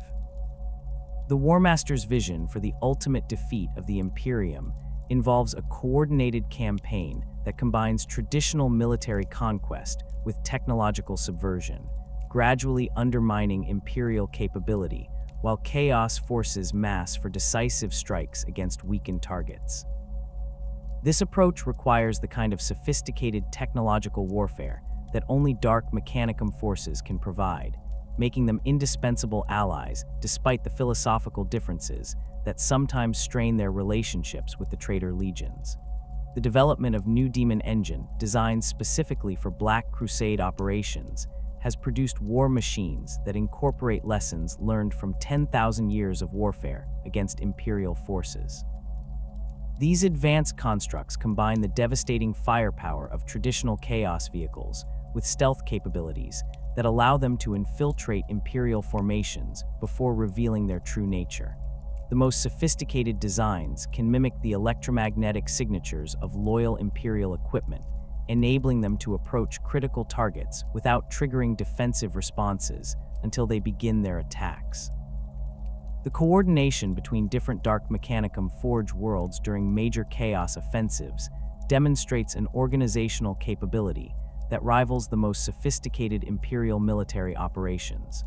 Despite their chaotic nature and competing loyalties to different Chaos gods, the corrupted tech priests can temporarily set aside their differences to support large-scale campaigns that serve their mutual interests. This cooperation involves complex logistical networks that can supply Chaos forces across multiple sectors simultaneously, while specialized communication systems allow real-time coordination between widely separated units operating under different Chaos warlords. The Long War's endless cycle of conflict has created conditions that favor Dark Mechanicum technological development, as their demon-enhanced systems can adapt and evolve in ways that orthodox Imperial technology cannot match. Each engagement provides valuable data about Imperial defensive measures and technological capabilities, information that is immediately incorporated into new designs and manufacturing processes. This constant evolution ensures that Dark Mechanicum forces maintain technological advantages that allow them to compete effectively against Imperial forces, despite being vastly outnumbered and lacking access to the Imperium's vast resource base. the psychological warfare applications of corrupted technology have become increasingly sophisticated as Dark Mechanicum researchers develop better understanding of how mechanical systems can influence human behavior and decision-making. Advanced demon engines can project fear-inducing electromagnetic fields that demoralize enemy forces while simultaneously jamming Imperial communication systems, creating tactical advantages that extend far beyond their obvious combat capabilities. These psychological effects often prove more valuable than direct firepower, as Imperial forces struggling with equipment malfunctions and communication failures become vulnerable to conventional attacks that would normally be ineffective. The innovation cycle that drives Dark Mechanicum technological advancement operates according to principles that combine scientific methodology with chaos corruption in ways that produce results impossible to achieve through either approach alone. Traditional research and development processes are enhanced by demon-possessed cogitator systems that can analyze vast amounts of data while considering variables that exist beyond normal space-time. This hybrid approach allows corrupted tech priests to develop solutions to complex engineering problems in timeframes that would be impossible using conventional methods, while the supernatural insights provided by their demon allies enable innovations that transcend the limitations of purely material technology. The manufacturing processes employed by Dark Mechanicum Forge Worlds continue to evolve as their operators gain experience with demon-enhanced production techniques and develop new methods for incorporating chaos corruption into mechanical systems. Advanced facilities can now produce war machines that incorporate living components capable of independent thought and decision-making, creating hybrid entities that exist at the intersection between technology and biology.